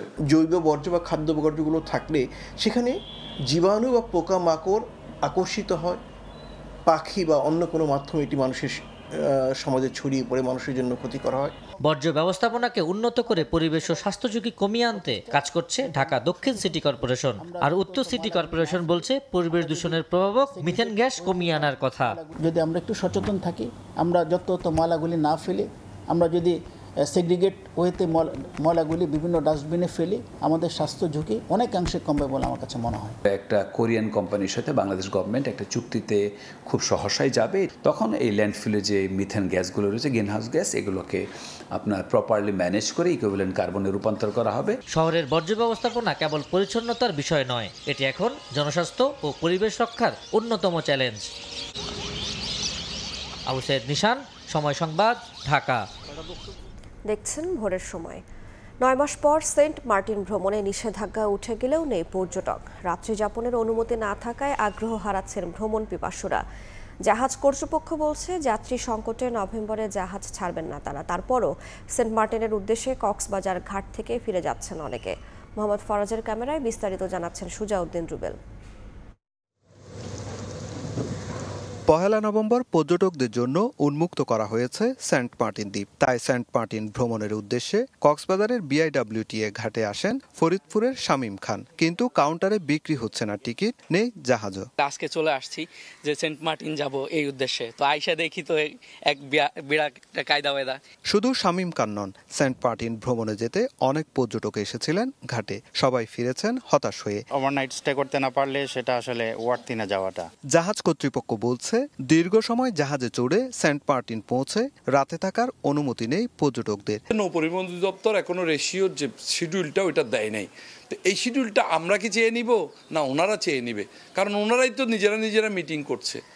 বলতে গেলে একটা সম্পূর্ণ সমন্বয়হীনতা, আমাদের সাথে তামাশা। এমন পরিস্থিতিতে জাহাজ কর্তৃপক্ষের সঙ্গে বসে বিষয়টি সুরাহার কথা বলছে জেলা প্রশাসন। ট্যুরিজম বোর্ডের পক্ষ থেকে একটা অ্যাপস ডেভেলপ করা হয়েছে, যারা টিকিট কাটতে আগ্রহী সেখানে গেলে তারা টিকিট কাটতে পারবে। মিয়ানমারের রাখাইন রাজ্যে সংঘাতের কারণে টেকনাফ সেন্ট মার্টিন রুটে পর্যটকবাহী জাহাজ চলাচল বন্ধ রয়েছে। সুজাউদ্দিন রুবেল, সময় সংবাদ, কক্সবাজার। একবার রোপণে বছরে 2 বার নয় 3 বার পাওয়া যেতে পারে পেরিনাইল রাইস বা বহু বর্ষজীবী ধান। পাশাপাশি শুধু উঁচু জমিতেই নয়, দেশের বেশিরভাগ কৃষি জমিতে এই জাতের ধান আবাদ কিভাবে ছড়িয়ে দেওয়া যায় চলছে সেই গবেষণা। চীনের সহায়তায় 2019 সালে দেশে শুরু হয় বহু বর্ষজীবী ধানের গবেষণা। উৎপাদন পর্যায়ে নানা চ্যালেঞ্জ পেরিয়ে বর্তমানে এই জাত নিয়ে নতুন ভাবনায় বেসরকারি IUBATর গবেষকরা। রাজশাহী প্রতিনিধি আলতাফ হোসেনকে সঙ্গে নিয়ে রিপোর্ট করেছেন মুরসালিন হক জুনায়েদ, ছবি তুলেছেন আব্দুস সালাম। নতুন করে চারা রোপণ ছাড়াই বহুবার ধান উৎপাদন সম্ভব। একবার রোপণ করলে ধারাবাহিকভাবে 5 বছর পর্যন্ত বছরে 2 বার ফসল সংগ্রহ করা যাবে। মাঠ পর্যায়ে পরীক্ষামূলকভাবে এই বহু বর্ষজীবী ধানের উৎপাদন চলছে গাজীপুর, ফরিদপুর, রাজশাহী ও দিনাজপুরে। বহু বর্ষজীবী ধান চাষের ক্ষেত্রে প্রথম মৌসুমের ধাপগুলো সাধারণ ধান চাষের মতোই, তবে দ্বিতীয় মৌসুম থেকে ধানের চারা মাটির নিচে থাকা কাণ্ড থেকেই জন্মায়। কৃষকরা বলছেন 105 দিনে পরিপূর্ণ ধানের এই জাত পাল্লা দিচ্ছে স্থানীয় পর্যায়ের অন্যান্য ধানের সঙ্গে। বর্তমানে কাঠা প্রতি 1 মনেরও বেশি পাওয়া যাচ্ছে এই খাদ্যশস্য। বিঘাতে যদি 10,000 টাকা মোটামুটি খরচ আছে, সার, বীজ, পানি সব মিললে, তাতে আপনার 4,000 টাকা খরচ করলেই 1 বিঘা ভূমি হয়ে যায়। একবার যেমন ধান কাটেছি আমি 10 মণ 30 কেজি ধান হয়েছে আমার, আপনার মোটামুটি 8 কাঠা মতো জায়গা। একবার লাগিয়ে দিয়েছি, ওই ধানটা কেটে নিয়েছি, আবার ধর আগে থেকে আপনার আবার ধান হয়ে গেল। সেকেন্ড সিজন থেকে হচ্ছে যে আমরা শুধুমাত্র আমাদের ধানের যে আছে স্টেম আছে, এখান থেকে 10 সেন্টিমিটার আমরা রেখে দিয়ে তার উপর থেকে কাটে। এই ধানের জন্য আমাদের একটু হাইল্যান্ড প্রয়োজন আর কি। গবেষকরা জানান বহু বর্ষজীবী ধান কেবল উৎপাদন বাড়াবে না, বরং শ্রম ব্যয় কমাবে 58% এবং উৎপাদন খরচ সাশ্রয় করবে 49%। বড় একটা খরচ কিন্তু ধানের যায় চারা লাগানো, জমি তৈরি এবং পরবর্তীতে হারভেস্ট এবং থ্রেশিং। তো বড় খরচ আমরা 50% আমি এখানে কমিয়ে দিতে পারছি। তো এখানে এই আলোকে তো এটা অনেক বেশি সম্ভাবনাময় ধান। বেসরকারি international university of business agriculture and technology IUBAT জানিয়েছে উৎপাদন সময়সীমা এবং পরিমাণ বিবেচনায় বছরে 3 বার কিভাবে এই ধান উৎপন্ন করা যায় এখন চলছে সেই পরীক্ষা। আরও কয়েকটা এলাকায় পরীক্ষামূলক চাষ আবার করব। ওই এলাকায় তো ভালো হয়েছে, কিন্তু ওরকম এলাকা হবে কিনা এটা একটা। বিশেষভাবে লক্ষ্য করলাম যে 105 দিনে আমাদের এই পুরো উৎপাদন প্রক্রিয়াটা হয়েছে। তার মানে হলো 365 দিনে 1 বছর, তাহলে 3 ফসল করা যায়। এখন শুরু করতে হবে যে বছরে কোন সময় শুরু করব কোনটা, এটা ঠিক করতে হবে। চীনের ইউনান বিশ্ববিদ্যালয়ের অধ্যাপক ফেন জাইহু উদ্ভাবিত বহুবর্ষজীবী ধান নিয়ে দেশে উচ্চতর গবেষণা চালিয়ে যাচ্ছেন IUBAT-র গবেষকরা। মুরসালিন হক জুনায়েদ, সময় সংবাদ, ঢাকা। নওগাঁয় অতিবৃষ্টি ও ঝড়ে আমন ধান ও রবি ফসলের ব্যাপক ক্ষতি হয়েছে। সাগরের লঘুচাপের কারণে শুক্রবার রাত থেকে সকাল পর্যন্ত জেলার উপর দিয়ে বৃষ্টি ও ঝোড়ো হাওয়া বয়ে যায়। এতে পাকা আমন ধান তলিয়ে যায় পানিতে। ধান কেটে তোলা আগ মুহূর্তে হঠাৎ পানিতে নিমজ্জিত হওয়া ফলন কমে যাবে বলে দুশ্চিন্তায় কৃষকরা। এছাড়া 5 হেক্টর জমি ধান, আলু, পেঁয়াজ, রসুনের ক্ষেত পানিতে তলিয়ে রয়েছে।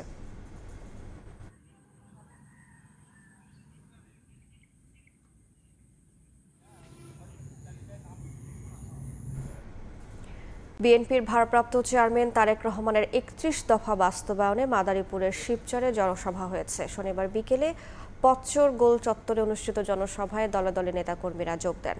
অনুষ্ঠানের প্রধান অতিথি ছিলেন জেলা বিএনপির যুগ্ম আহ্বায়ক সাজ্জাদ হোসেন সিদ্দিকী লাভলু। বলেন, বিএনপির জন্ম হয়েছে ত্যাগের জন্য, লুটপাটের জন্য নয়। বিগত দিনে শেখ হাসিনা সরকারের বিরুদ্ধে আন্দোলন করা মানুষের অভাব ছিল, কিন্তু স্বৈরাচার সরকার পতনের পর অনেক নেতার জন্ম হয়েছে, যা দলের জন্য ভয়ঙ্কর।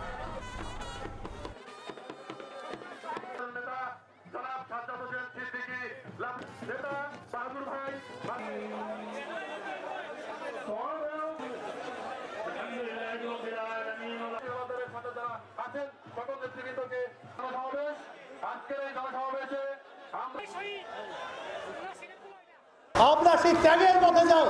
বিএনপি ত্যাগের জন্য জন্ম, বিএনপি লুটের জন্য জন্ম হয় নাই। প্রিয় এলাকাবাসী, আপনারা আপনার সন্তানদের খবর রাখেন। আমি প্রতিজ্ঞা করলাম, আপনাদের সন্তানদের জন্য আমি সর্বোচ্চ চেষ্টা করব। জামালপুরে নৌকায় খেলতে খেলতে নদীতে ডুবে নিখোঁজ আরেক শিশুর মরদেহ উদ্ধার হয়েছে। থামছে না স্বজনের আহাজারি। এ নিয়ে মৃত্যু বেড়ে দাঁড়ালো 4 জনে। এখনো নিখোঁজ এক শিশু। ঘাটে বাঁধা পুরাতন নৌকা, এর উপরে উঠে খেলছিল 8 থেকে 10 বছর বয়সী 5 শিশু। তীর থেকে কিছুটা দূরে যেতেই পাটাতন খুলে ডুবে যায় নৌকাটি। সাঁতার না জানায় সলিল সমাধি ঘটে সবার। বাড়িতে ফিরল হাসি আনন্দে ভরে রাখা বুকের মানিকের নিথর দেহ। বুক ফাটা আর্তনাদ মাসহ স্বজনদের। শনিবার সকাল থেকে ঝিনাই নদীর বিভিন্ন পয়েন্টে দ্বিতীয় দিনের উদ্ধার অভিযানে নামেন ফায়ার সার্ভিসের ডুবুরি দল। তীরে অপেক্ষা করছিলেন স্বজন ও এলাকাবাসী। এক পর্যায়ে নিখোঁজ কুলসুমের লাশ উদ্ধার করা হয়। এ নিয়ে 4 শিশুর লাশ উদ্ধার হলো। তবে এখনো নিখোঁজ রয়েছে বৈশাখী নামে আরেক শিশু। প্রখণ্ড তাপমাত্রা ছিল, যার ফলে তারা ছোট ছোট বাচ্চা নদীতে আসছে গোসল করার জন্য। পানির স্রোতে তারা এসে গেছে। বাপ মা তো কান্দে কান্দে মরবো, জীবন আর আসবো না। কত দুঃখ কষ্টে মানুষ করে, কত কিছু ঘর বাড়ি করে কাজ নাই, কি করলো, সব ফুরাই গেল। লাশ উদ্ধার হওয়া 4 জনের মধ্যে পলি আক্তার, কুলসুম ও আবু হাসানের বাড়ি মাদারগঞ্জের চর ভাটিয়ান এলাকায়, আর ছায়েবা আক্তার সরিষাবাড়ি উপজেলার বাউসী এলাকার বাসিন্দা। সে নানা বাড়িতে বেড়াতে এসেছিল। শুক্রবার বিকেলে নদীটির আনারবাড়ি ঘাটে বাঁধা নৌকায় খেলতে গিয়ে ঘটে এই দুর্ঘটনা। সময় সংবাদ, জামালপুর। বান্দরবান সীমান্তে আরাকান আর্মির পুঁতে রাখা মাইন বিস্ফোরণে নিহত বিজিবি সদস্য আক্তার হোসেনের দাফন সম্পন্ন হয়েছে ভোলায়। স্বজন শুভানুধ্যায়ীদের পাশাপাশি জানাজায় অংশ নেন তার বিজিবি সহকর্মীরাও। এর আগে গ্রামের বাড়িতে মরদেহ নেওয়া হলে সৃষ্টি হয় এক হৃদয় বিদারক দৃশ্যের। স্বামীর অকাল মৃত্যুতে দিশেহারা স্ত্রী, স্বজন ও সহকর্মীর অশ্রুসিক্ত নয়নে ভোলায় চিরনিদ্রায় শায়িত হলেন বিজেপি সদস্য আক্তার হোসেন। শনিবার সকালে আক্তারের লাশবাহী হেলিকপ্টার পৌঁছায় ভোলার দৌলত খান হেলিপ্যাডে। সেখান থেকে মরদেহ নেওয়া হয় গ্রামের বাড়ি কলেজ রোড এলাকায়। এ সময় কান্নায় ভেঙে পড়েন স্বজনরা। শেষবারের মতো বিদায় জানান আত্মীয় স্বজন, এলাকাবাসী। পরে আবি আব্দুল্লাহ কলেজের পাশের ঈদগাহ মাঠে নেওয়া হয় মরদেহ। সেখানে জানাজা শেষে TNT জামে মসজিদ কবরস্থানে দাফন করা হয়। সীমান্তে প্রাণহানি কমাতে সরকারকে কার্যকরী পদক্ষেপ নেয়ার দাবি পরিবারের। আমার ছেলে যেইভাবে মারা গেছে, অদূর ভবিষ্যতে যেন সরকার এটার প্রতি একটা সুদৃষ্টি রাখে। মায়ানমার বাহিনীরা আমাদের রিপন ভাইকে এভাবে হত্যা করেছে। এজন্য আমরা আমাদের দেশের রাষ্ট্রপ্রধানের কাছে আমরা বিচার চাই। 12 অক্টোবর বান্দরবনের নাইখংছড়ির তমরু সীমান্তে টহলের সময় মিয়ানমারের বিদ্রোহী গোষ্ঠী আরাকান আর্মির পুঁতে রাখা মাইন বিস্ফোরণে আহত হন আক্তার হোসেন। 20 দিন চিকিৎসার পর শুক্রবার ঢাকা সম্মিলিত সামরিক হাসপাতালে মৃত্যু হয় তার। নাসির উদ্দিন লিটন, সময় সংবাদ, ভোলা। মানুষের দুর্ভোগ লাঘবে প্রায় 3.5 কোটি টাকা ব্যয়ে ময়মনসিংহের তারাকান্দার রাংসা নদীতে সেতু নির্মাণের উদ্যোগ নেয় LGED। যথারীতি নির্মাণ কাজও শুরু হয়। এরই মধ্যে খরচ হয়েছে 90 লাখ টাকা। তবে মাঝপথে ধরা পড়ে সেতুর নকশায় ভুল। এ অবস্থায় 6 মাস ধরে বন্ধ নির্মাণ কাজ। এতে বাঁশের সাঁকো দিয়ে ঝুঁকি নিয়ে পার হতে হচ্ছে চলাচলকারীদের। LGED বলছে নকশা সংশোধন করা হয়েছে। অনুমোদনের পর শুরু হবে কাজ। হোসেন আলীর ছবিতে উবাইদুল হকের রিপোর্ট। নদীর উপর বাঁশের সাঁকো, ভয় আতঙ্ক নিয়ে প্রতিদিন এই সাঁকো পার হচ্ছে স্কুল শিক্ষার্থী সহ দুপারের হাজারো মানুষ। ঝুঁকিপূর্ণ এই সাঁকুই এখন ময়মনসিংহের তারাকান্দা উপজেলার রামপুর ও গালাগাঁও ইউনিয়নের 15টি গ্রামের মানুষের একমাত্র ভরসা। অথচ দুর্ভোগ লাঘবে রাংসা নদীর উপর সেতু নির্মাণের উদ্যোগ নেয় LGED। যথারীতি শুরু হয় নির্মাণ কাজ। খরচ হয়েছে 90 লাখ টাকা। চলতি বছরের 22 এপ্রিল সেতু নির্মাণ শেষ হওয়ার কথা থাকলেও মাঝপথে নকশায় ত্রুটি ধরা পড়ায় 6 মাস ধরে বন্ধ রয়েছে কাজ। মরিচা ধরেছে রডে, নষ্ট হচ্ছে নির্মাণ সামগ্রী। কবে হবে নতুন নকশার অনুমোদন, কবে শুরু হবে কাজ, এ নিয়ে অনিশ্চয়তায় স্থানীয়রা। আমরা যে সময় পার হই এই সময় বাসের সাঁকো অনেক লড়াচড়া করে, এই সময় আমরা পার হতে পারি না, অনেক ভয় করে। 300-400 স্টুডেন্ট আছে স্কুল মাদ্রাসা কলেজের। এই ছাত্রগুলার প্রতিদিন সমস্যা হইতাছে। আমরা একটা মরা মানুষ যদি নেওয়ার লাগে নৌকা দিয়ে আনালে কান্দ করে নেওয়ার লাগে। পানি আর তাদের নিচের ব্রিজের যে নিচের লেভেল, এটা সমান, নিচে নৌকা কোনো মতেই যাইতো না। আমরা চাই এই ব্রিজটা দ্রুত যাতে কাজটা করে। LGEDর নির্বাহী প্রকৌশলী জানান, নকশা সংশোধনের কাজ শেষ হয়েছে। অনুমোদন পেলেই শুরু হবে নির্মাণ কাজ। অলরেডি আমাদের এটা কমপ্লিট হয়ে গেছে। আগামী 20-25 দিনের মধ্যে কাজটা শুরু হবে বলে আশা করছি। জেলা গ্রামীণ অবকাঠামো উন্নয়ন প্রকল্পের আওতায় রামপুর থেকে নয়াপাড়া সড়কের উপর 35 মিটার দীর্ঘ PSC গার্ডার সেতু নির্মাণ কাজ শুরু হয় 2024 সালের 24 জানুয়ারি, যার ব্যয় ধরা হয়েছে 3.47 লাখ টাকা। উবাইদুল হক, সময় সংবাদ, ময়মনসিংহ। ভোরের সময় এই ছিল আমার কাছে। পরবর্তী সংবাদগুলো জানাতে সঙ্গে থাকবেন সহকর্মী কাজল আব্দুল্লাহ। ধন্যবাদ রাইসা। পরবর্তী সংবাদগুলো নিয়ে আসছি কিছুক্ষণ পরেই। দেখছেন ভোরের সময়, সঙ্গে থাকুন। সিলেটের স্মরণকালের কয়েক দফার বন্যায় ক্ষতিগ্রস্ত গ্রামীণ সড়ক এখনও সংস্কার হয়নি। বিগত সরকারের আমলে বরাদ্দ চেয়েও পায়নি স্থানীয় সরকার প্রকৌশল বিভাগ। তবে চলতি অর্থবছরে বরাদ্দ পাওয়া 88 কোটি টাকা দিয়ে শিগগিরই অগ্রাধিকার ভিত্তিতে সংস্কার কাজ শুরু হবে বলে জানিয়েছে সংশ্লিষ্টরা। দিগেন সিংয়ের তোলা ছবিতে ইকরামুল কবিরের রিপোর্ট।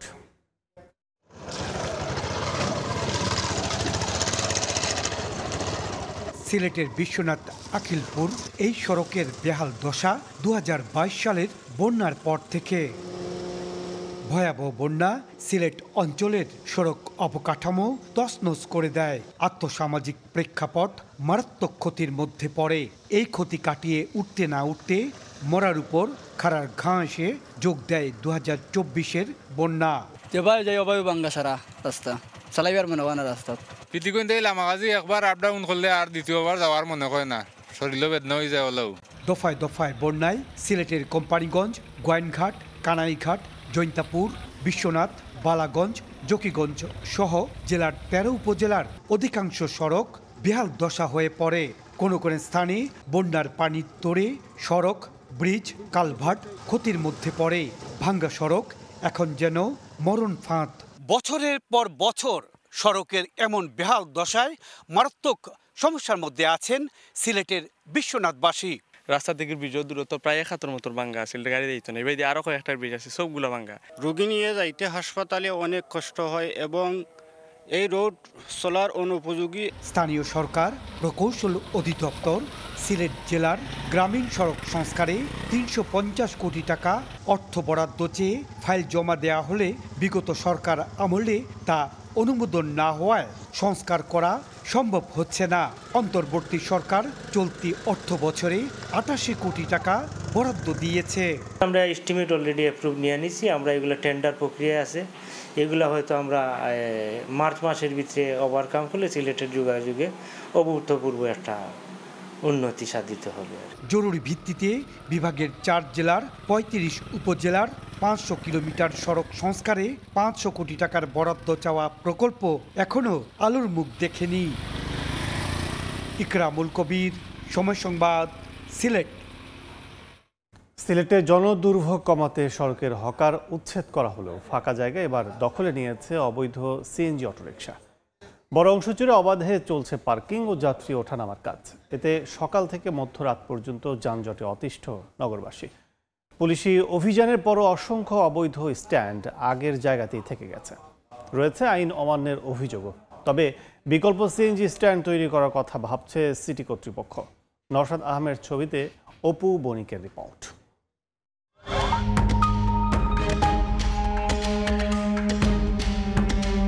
নগরীর ব্যস্ততম এ রাস্তার পুরোটাই সিএনজি অটোরিকশার দখলে। পাশাপাশি মূল সড়কের ওপরই গড়ে উঠেছে অস্থায়ী সিএনজি স্ট্যান্ড। যাত্রী তোলার নামে ঘন্টার পর ঘন্টা দাঁড়িয়ে থাকে এগুলো। এতে প্রতিনিয়ত সৃষ্টি হচ্ছে যানজট, বাড়ছে জনভোগান্তি। আমাদের স্কুলে যাইতে সমস্যা হয়, এদিকে সবসময় গাড়ি ঘোড়ায় ভরা থাকে, যানজট লেগে থাকে। হকারও মুক্ত হচ্ছে, অটোরিক্সাগুলো মুক্ত হচ্ছে, কিন্তু সিএনজিগুলো হচ্ছে কি প্রতিটা পয়েন্টে পয়েন্টে স্ট্যান্ড বানায় ফেলছে। সিএনজি লেগুনা আবার গাড়ির স্ট্যান্ড এগুলো আবার দখল হয়ে গেছে। তো আমরা চাই এই জঞ্জাল মুক্ত হোক।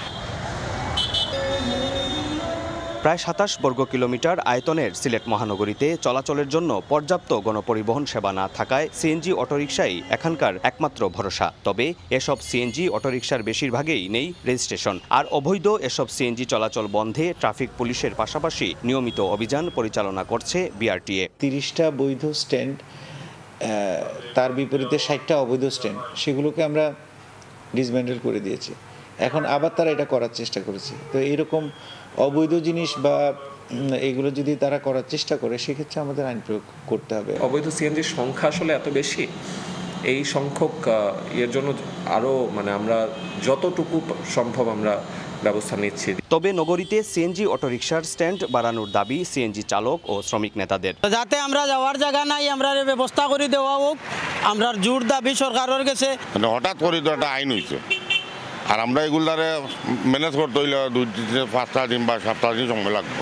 এ অবস্থায় বিকল্প সিএনজি স্ট্যান্ড তৈরি করার কথা ভাবছে সিলেট সিটি কর্পোরেশন। এরকম সিএনজি স্ট্যান্ড কোথায় করা যায়, এই জিনিসটা ভাবতেছি, যেন এই সিএনজিগুলি রাস্তায় তার যাত্রীর জন্য অপেক্ষা না করে তার একটা স্ট্যান্ডে থাকে। যাত্রীদের সিএনজি অটোরিকশায় ওঠানামার জন্য সিটি কর্পোরেশন নগরীতে 30টি পয়েন্ট নির্ধারণ করে দিলেও তা না মেনে অন্তত অর্ধশত জায়গায় অস্থায়ী স্ট্যান্ড করে নিয়েছে সিএনজি চালকরা। ফুটপাত থেকে অবৈধ হকার উচ্ছেদের পর এবার গলার কাটা এভাবে গড়ে ওঠা অবৈধ সিএনজি স্ট্যান্ড। তবে প্রশাসনের কঠোর পদক্ষেপ কবে নিবে সেটাই এখন শুধুই সময়ের দাবি। অপু বণিক, সময় সংবাদ, সিলেট। মুখ থুবড়ে পড়েছে জামালপুর 100 শয্যা বিশিষ্ট ন্যাশনাল হার্ট ফাউন্ডেশন হাসপাতাল প্রকল্পের নির্মাণ কাজ। জুলাই অভ্যুত্থানের পর কাজ বন্ধ করে দেয় ঠিকাদার প্রতিষ্ঠান। বর্তমানে জরাজীর্ণ অবস্থায় পড়ে আছে নির্মাণাধীন 2 তলা ভবনটি। সেবা পাওয়ার আশায় থাকা সাধারণ মানুষ ক্ষোভ প্রকাশ করে দ্রুত হাসপাতালটি চালুর দাবি জানান। জাহাঙ্গীর আলমের তথ্য, আবুল কালাম আজাদের ছবি নিয়ে রিপোর্ট। 2023 সালে জামালপুর শহরের মনিরাজপুর এলাকায় 100 শয্যা বিশিষ্ট ন্যাশনাল হার্ট ফাউন্ডেশন হাসপাতালটির প্রকল্প গ্রহণ করা হয়। 19 কোটি 40 লাখ টাকায় কাজটি পান রাজধানী তমা কনস্ট্রাকশন লিমিটেড। এরপর 2 তলার ছাদ সহ নিচ তলার দেয়াল নির্মাণ করা হয়। 2024 সালের ডিসেম্বরে প্রকল্পের কাজ শেষ হওয়ার কথা থাকলেও গত 5 আগস্ট সরকার পতনের পর কাজ বন্ধ করে দেয় ঠিকাদারি প্রতিষ্ঠান। বৃহত্তর ময়মনসিংহের 4 জেলা এবং রংপুর বিভাগের কয়েক জেলার হার্টের চিকিৎসায় একমাত্র বিশেষায়িত হাসপাতালটির কাজ বন্ধ থাকায় হতাশ স্থানীয়রা। এই হার্ট ফাউন্ডেশন হাসপাতালটা হলে আমাদের এই এলাকার বহু জায়গার লোকের খুব উপকার হতো। এই হার্ট ফাউন্ডেশন চালু হলে জামালপুরবাসী অনেক সেবা পাইতো, অনেক দূর দূরান্তে যাওয়ার লাগতো না। আমাদের এলাকাবাসীর জন্য এবং জামালপুরবাসীর জন্য সবার জন্য মঙ্গল হবে। ন্যাশনাল হার্ট ফাউন্ডেশন বলছে হৃদরোগে আক্রান্ত রোগীদের জরুরিভাবে রাজধানীতে পাঠানো ঝুঁকিপূর্ণ। হাসপাতালটি দ্রুত চালু হলে সুচিকিৎসা নিশ্চিত হবে রোগীদের। আমি আশা করছি সংশ্লিষ্ট যে ডিপার্টমেন্টগুলো আছেন এ ব্যাপারে প্রয়োজনীয় পদক্ষেপ নেবেন। এলজিইডি বলছে 2026 সালের জুনে শেষ হবে প্রকল্পের কাজ। জুন 26 পর্যন্ত বৃদ্ধিকরণের জন্য প্রস্তাব প্রক্রিয়াধীন আছে। তা আমরা আশা করছি যে আগামী জুনের মধ্যেই যে প্রকল্পের যে অবশিষ্ট কাজ আছে সেটা সমাপ্ত হবে। 87% জমির উপর 6 তলা বিশিষ্ট হাসপাতালটি 2 তলা পর্যন্ত ছাদ করা হয়েছে। সময় সংবাদ, জামালপুর। অর্ধেকের কম বিশেষজ্ঞ চিকিৎসক সহ নানা সংকট নিয়ে চলছে মৌলভীবাজারের রাজনগর উপজেলা স্বাস্থ্য কমপ্লেক্সের কার্যক্রম। এতে কাঙ্ক্ষিত স্বাস্থ্যসেবা থেকে বঞ্চিত হচ্ছেন রোগীরা। সিভিল সার্জন জানিয়েছে, জনবল সংকটের বিষয়টি জানানো হয়েছে ঊর্ধ্বতন কর্তৃপক্ষকে। শাহ অলিদুর রহমানের তথ্য ও মোহাম্মদ ইয়ারুব আহমদের ছবিতে রিপোর্ট। মৌলভীবাজারের রাজনগর উপজেলা স্বাস্থ্য কমপ্লেক্স প্রায় 2.5 লাখ মানুষের সরকারি স্বাস্থ্যসেবা পাওয়ার একমাত্র ভরসাস্থল এই স্বাস্থ্য কমপ্লেক্স। তবে প্রতিষ্ঠানে বিশেষজ্ঞ চিকিৎসকের 10টি পদের মধ্যে দীর্ঘদিন ধরে শূন্য 6টি। 3টি মেডিকেল অফিসার পদের বিপরীতে আছেন একজন। অপারেশন থিয়েটার অব্যবহৃত থাকায় অকেজো হয়ে পড়েছে অনেকটাই। অকেজো এক্স রে মেশিন নেই, ল্যাব ও এক্স রে টেকনোলজিস্ট। 3টি অ্যাম্বুলেন্সের মধ্যে 2টি সম্পূর্ণভাবে অকেজো। পরিচ্ছন্নতা কর্মীর 5 পদের মধ্যে আছেন একজন। এসব সংকটে কাঙ্ক্ষিত স্বাস্থ্যসেবা না পাওয়ার অভিযোগ রোগীদের। স্প্রের জন্য আসলাম, স্প্রে তারা করে দিয়ে না, তারা প্রাইভেটও করার জন্য 3 দিন ধরে যেতে ইনশাল্লাহ দেয় না, এবার হানিও দেয় না। সার্ভিসম্যান নাই, নার্স নাই, ডাক্তার আরও কিছু বাড়াইলে ভালো। রোগীদের যে সেবাটা আমাদের দেওয়া উচিত আসলে আমরা সেভাবে দিতে পারছি না, যেহেতু আমাদেরও জনবল কম। ডক্টর সংকটের জন্য আমাদের উপরে চাপটা আর কি একটু বেশি থাকে সব সময়। ল্যাবের যে টেকনিশিয়ান থাকার কথা ছিল উনি নাই, যার ফলে রোগীদের আমরা কোনো ধরনের পরীক্ষা করতে পারি না। জনবল সহ নানা সংকটের বিষয়ে ঊর্ধ্বতন কর্তৃপক্ষকে জানিয়েছেন সিভিল সার্জন। সমাধানে দিয়েছে প্রয়োজনীয় উদ্যোগ নেওয়ার আশ্বাস। আমাদের যথাযথ কর্তৃপক্ষকে আমাদের ঊর্ধ্বতন অফিস থেকে জানানো হয়েছে বিষয়টি, যাতে দ্রুত এই যে শূন্য পদে বা যেখানে গ্যাপ আছে সেখানে চিকিৎসক এবং অন্যান্য জনবল প্রদানের মাধ্যমে সেই সংকটটা থেকে উত্তরণ করা হয়। 1985 সালে রাজনগর উপজেলা স্বাস্থ্য কমপ্লেক্সকে 31 শয্যায় উন্নীত করা হয়। সময় সংবাদ, মৌলভীবাজার। নারী স্বাস্থ্য সুরক্ষা বৃদ্ধি ও ক্যান্সার রোধে চট্টগ্রামে শেষ হয়েছে মাসব্যাপী সচেতনতামূলক ক্যাম্পেইন। শনিবার দুপুরে চট্টগ্রাম সিটি কর্পোরেশনের উদ্যোগে ও বিএসসিআর এবং পিজিএস একাডেমির সহায়তায় কর্মসূচি সমাপনী অনুষ্ঠান অনুষ্ঠিত হয়েছে। বক্তারা বলেন, ব্রেস্ট ক্যান্সারের মতো মারাত্মক বিষয়টি অনেকে আড়াল করে, যা পরবর্তীতে ঝুঁকির কারণ হয়ে দাঁড়ায়। তাই জনসচেতনতা বৃদ্ধিতে তাদের এই ক্যাম্পেইন। জানানো হয়, ক্যাম্পেইনে 702 রোগী নিবন্ধন করেন, যার মধ্যে বিনামূল্যে চিকিৎসা নিয়েছেন 451 জন। এছাড়া শনাক্তের পাশাপাশি বেশ কয়েকজনের অপারেশনও সম্পন্ন হয়েছে বলে জানান সংশ্লিষ্টরা।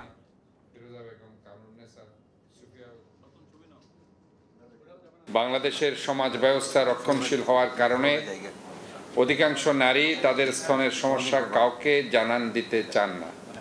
পুরো সমাজকে এই জন্য সচেতনতার আওতায় আনতে হবে। স্তন ক্যান্সারের চিকিৎসা নির্ভর করে রোগটি শরীরের আর কোনো অঙ্গে ছড়িয়েছে কিনা। দেরিতে বা শেষ পর্যায়ে এই রোগ শনাক্ত হলে তার বেঁচে থাকার সম্ভাবনা অত্যন্ত কম। গাজায় মার্কিন সমর্থিত যুদ্ধবিরতি সইয়ের পরও নতুন করে ইসরায়েলি হামলায় নিহত হয়েছেন অন্তত 5 জন। টানা 5ম দিনের মতো আকাশ ও স্থল হামলায় কেঁপে ওঠে খান ইউনিস ও উত্তর গাজা। অন্যদিকে যুদ্ধবিরতির শর্ত লঙ্ঘন করে ইসরায়েল মাত্র 24% সহায়তা ঢুকতে দিয়েছে গাজায়। পরিস্থিতি মানবিক বিপর্যয়ের নতুন স্তরে পৌঁছেছে বলে জানায় গাজা প্রশাসন। এদিকে ব্যাংকে নগদ অর্থ না থাকায় গাজার বাজারে চলছে অস্বাভাবিক মুনাফা বাণিজ্য। মার্কিন প্রেসিডেন্ট ডোনাল্ড ট্রাম্পের মধ্যস্থতায় হওয়া গাজা যুদ্ধবিরতি চুক্তি অবশেষে ঠুনকো প্রমাণিত হলো। চুক্তি অমান্য করে পঞ্চম দিনের মতো শনিবার ভোরে খান ইউনিসে বিমান হামলা চালায় ইসরায়েলি বাহিনী। এতে কয়েকজন নিহত হন। স্থানীয় সূত্র বলছে দিনের বেশিরভাগ সময় জুড়ে ড্রোন হামলা ও গোলাবর্ষণ চলেছে ইয়েলো লাইন সংলগ্ন এলাকায়। গাজা সিভিল ডিফেন্স জানায় ক্রমাগত হামলায় বহু স্থানে উদ্ধার কাজ বাধাগ্রস্ত হচ্ছে। শুক্রবার উদ্ধারকর্মীরা আগের হামলায় নিহত 22 জনের মরদেহ উদ্ধার করেন। গাজা সরকার জানিয়েছে যুদ্ধবিরতির পর থেকে প্রতিদিন গড়ে মাত্র 145টি ত্রাণবাহী ট্রাক প্রবেশ করছে, যা চুক্তি অনুযায়ী নির্ধারিত ট্রাকের মাত্র 24%। অক্টোবরের 10 থেকে 31 তারিখ পর্যন্ত মোট 3203টি ট্রাক গাজায় প্রবেশ করেছে, যার মধ্যে 84টি ডিজেল ও 31টি রান্নার গ্যাস বহন করছিল। গাজা প্রশাসন এই অবরোধকে মানবিক অপরাধ হিসেবে অভিহিত করে। গাজার পশ্চিম তীর জুড়ে নতুন করে হামলার পাশাপাশি ইসরায়েলি দখলদার ও বসতি স্থাপনকারীদের আক্রমণ বেড়েছে। নাবলুসের দক্ষিণে তাল শহরে 3 ফিলিস্তিনি নারীকে মারধর করা হয়। ক্যালকিলিয়ার পূর্বে ফালাতা শহরে জ্বালিয়ে দেওয়া হয় একটি ভবন ও গাড়ি। এদিকে তলকারিম ও হেব্রনে ইসরায়েলি সেনাদের অভিযানে গুলি বর্ষণের খবর পাওয়া গেছে। স্থানীয় গণমাধ্যম বলছে এসব হামলা যুদ্ধবিরতি শর্তের সরাসরি লঙ্ঘন। এদিকে যুদ্ধবিরতির পর গাজার অর্থনীতিতে দেখা দিয়েছে ভয়াবহ নগদ অর্থের সংকট। ব্যাংক খুললেও সেখানে নেই নগদ অর্থ। ঘন্টার পর ঘন্টা লাইনে দাঁড়িয়েও মানুষ ফিরে যাচ্ছে খালি হাতে। কেউ কেউ বাধ্য হয়ে 20 থেকে 40% পর্যন্ত কেটে বেতন তুলছে কালোবাজারিদের মাধ্যমে, যার সুযোগ নিচ্ছে কিছু অসাধু ব্যবসায়ী ও দালাল চক্র। সামান্য অর্থ তুলতেও দিতে হচ্ছে মোটা কমিশন, ফলে মানবিক চাপে পড়েছে সাধারণ মানুষ। সাদিয়া তাসনিম, সময় সংবাদ। আফগানিস্তানের সঙ্গে যুদ্ধবিরতির পর অবশেষে তোরখাম সীমান্ত খুলে দিয়েছে পাকিস্তান। সংঘাতের কারণে আটকে পড়া হাজার হাজার আফগান শরণার্থীর পারাপারের জন্য সীমিত আকারে খুলে দেওয়া হয় সীমান্ত। তবে বাণিজ্যিক কার্যক্রমের ওপর নিষেধাজ্ঞা এখনও বহাল রেখেছে দেশটি। এদিকে দুদেশের মধ্যে স্থায়ী শান্তি ও স্থিতিশীলতা বজায় রাখতে আগামী 6 নভেম্বর ইস্তাম্বুলে বৈঠক অনুষ্ঠিত হবে। তুরস্ক ও কাতারের মধ্যস্থতায় বৈঠক ফলপ্রসূ হওয়ার ব্যাপারে আশা প্রকাশ করেছে পাকিস্তান। গেল 12 অক্টোবর প্রাণঘাতী সংঘর্ষের পর আফগানিস্তানের সঙ্গে সব সীমান্ত পথ বন্ধ করে দেয় পাকিস্তান। প্রায় 3 সপ্তাহ ধরে সীমান্ত বন্ধ থাকায় হাজার হাজার আফগান শরণার্থী ও শত শত পণ্যবাহী ট্রাক আটকা পড়ে, যার কারণে দুই দেশের মধ্যে বাণিজ্যিক কার্যক্রম স্থবির হয়ে পড়ে। অবশেষে তোরখাম সীমান্ত ক্রসিং আবারও খুলে দেওয়া হয়েছে। দুদেশের সংঘাত নিরসনে যুদ্ধবিরতিতে সম্মত হওয়ার পর স্থানীয় সময় শনিবার বন্ধ থাকা সীমান্ত সীমিত আকারে খুলে দেয় পাকিস্তান। দেশটিতে আটকা পড়া আফগান শরণার্থীদের ফিরে যাওয়ার ব্যবস্থা করতে এই সীমান্ত খুলে দেওয়া হয়। তবে ভ্রমণকারীদের আপাতত তোরখাম সীমান্ত ব্যবহার না করার অনুরোধ জানিয়েছে স্থানীয় প্রশাসন। এমনকি সীমান্ত পেরিয়ে বাণিজ্যিক কার্যক্রমের ওপর নিষেধাজ্ঞা এখনও বহাল রয়েছে। দুদেশের মধ্যে স্থায়ী শান্তি ও স্থিতিশীলতা বজায় রাখতে একটি কার্যকর প্রক্রিয়া নির্ধারণে আগামী 6 নভেম্বর ইস্তাম্বুলে বৈঠক অনুষ্ঠিত হতে যাচ্ছে। এই বৈঠক ফলপ্রসূ হবে বলে আশা প্রকাশ করেছেন পাকিস্তানের পররাষ্ট্র মন্ত্রণালয়ের মুখপাত্র তাহির আন্দ্রাবি। এর আগে ইস্তাম্বুলে তুরস্ক ও কাতারের মধ্যস্থতায় আলোচনায় অংশ নিয়ে যুদ্ধবিরতি বাড়ানোর বিষয়ে সিদ্ধান্তে পৌঁছায় দুই দেশ। নাসরিন রুমি, সময় সংবাদ। ভেনেজুয়েলার উপকূলবর্তী এলাকায় 16,000 সদস্যের বিশাল সামরিক বাহিনী মোতায়েন করছে যুক্তরাষ্ট্র। এতে অংশ নিচ্ছে 10,000 সেনা ও 6,000 নাবিক। হোয়াইট হাউসের দাবি, মাদক চোরাচালান প্রতিহতের উদ্দেশ্যেই এই পদক্ষেপ। ভেনেজুয়েলার প্রেসিডেন্ট নিকোলাস মাদুরো অভিযোগ করেছেন, মিথ্যা অভিযোগ এনে ভেনেজুয়েলার বিরুদ্ধে যুদ্ধ, সরকার পরিবর্তন এবং তেল সম্পদ লুটের চক্রান্ত চালানো হচ্ছে। মাদক চোরাচালানের অভিযোগে যুক্তরাষ্ট্র ভেনেজুয়েলার সম্পর্ক দিন দিন গম্ভীর হচ্ছে। সম্প্রতি ওয়াশিংটন পোস্টের প্রতিবেদন থেকে জানা যায়, যুক্তরাষ্ট্র এর মধ্যেই ভূমধ্যসাগরে 8টি যুদ্ধজাহাজ, একটি বিশেষ অভিযান জাহাজ এবং একটি পরমাণু চালিত সাবমেরিন মোতায়েন করেছে। আগামী সপ্তাহেই সেখানে পৌঁছাবে USS Gerald R Ford carrier. সঙ্গে থাকবে আরও 3টি জাহাজ এবং 4,000 সামরিক কর্মী। পুয়ের্তো রিকোর ঘাঁটিতে মোতায়েন রয়েছে F-35 যুদ্ধবিমানও। মার্কিন প্রশাসনের দাবি, মূলত লাতিন আমেরিকার মাদক কারবার প্রতিহতের উদ্দেশ্যে সেনা মোতায়েন করা হচ্ছে। সেপ্টেম্বর থেকে তারা সন্দেহভাজন মাদক পরিবহনকারী জাহাজে হামলা চালাচ্ছে, যদিও কোনো অভিযান ভেনেজুয়েলার নৌসীমায় হয়নি। বিশেষজ্ঞরা বলছেন, ভূমধ্যসাগরীয় অঞ্চলে এত বড় সেনা মোতায়েন কেবল মাদক প্রতিহতে সীমাবদ্ধ নাও থাকতে পারে।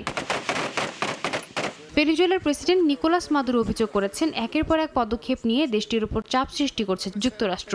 সরকার পরিবর্তন এবং তেল সম্পদ লুটের জন্য মিথ্যা অভিযোগ আনা হচ্ছে বলেও দাবি করেন তিনি। মাদুরো যুক্তরাষ্ট্রকে কল্পকাহিনী তৈরি ও মিথ্যাচার ছড়ানোর জন্য দায়ী করেছেন। এদিকে ভেনেজুয়েলায় সামরিক হামলা চালানোর পরিকল্পনা নেই বলে জানান প্রেসিডেন্ট ডোনাল্ড ট্রাম্প। তবে সিআইএ-কে গোপন তৎপরতা চালানোর অনুমোদন দেওয়ার কথা স্বীকার করেছেন তিনি। বিশেষজ্ঞরা বলছেন ভূমধ্যসাগরীয় অঞ্চলে এই মোতায়েন বড় কোনো সংঘাতের ইঙ্গিত। সাদিয়া তাসনিম, সময় সংবাদ। কেনিয়ার মারাকোয়েট অঞ্চলে ভয়াবহ ভূমিধসে অন্তত 15 জনের মৃত্যু হয়েছে। এখনও নিখোঁজ 30 জনের বেশি। শনিবার ভোরে টানা ভারী বৃষ্টিপাতের পর পাহাড় ধসে ক্ষতিগ্রস্ত হয় একাধিক গ্রাম।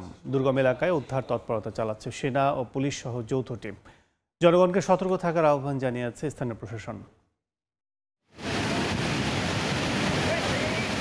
শনিবার ভোরে প্রবল বৃষ্টিপাতের পর কেনিয়ার মারাকোয়েট পূর্বাঞ্চলের পাহাড়ি এলাকায় শুরু হয় ভয়াবহ ভূমিধস। মুহূর্তেই মাটির নিচে চাপা পড়ে কয়েকটি গ্রাম। দেশটির স্বরাষ্ট্রমন্ত্রী জানান 10 জনেরও বেশি মানুষের মৃত্যু নিশ্চিত করা গেছে, আহত 20 জনেরও বেশি। এখনও নিখোঁজ অনেকে।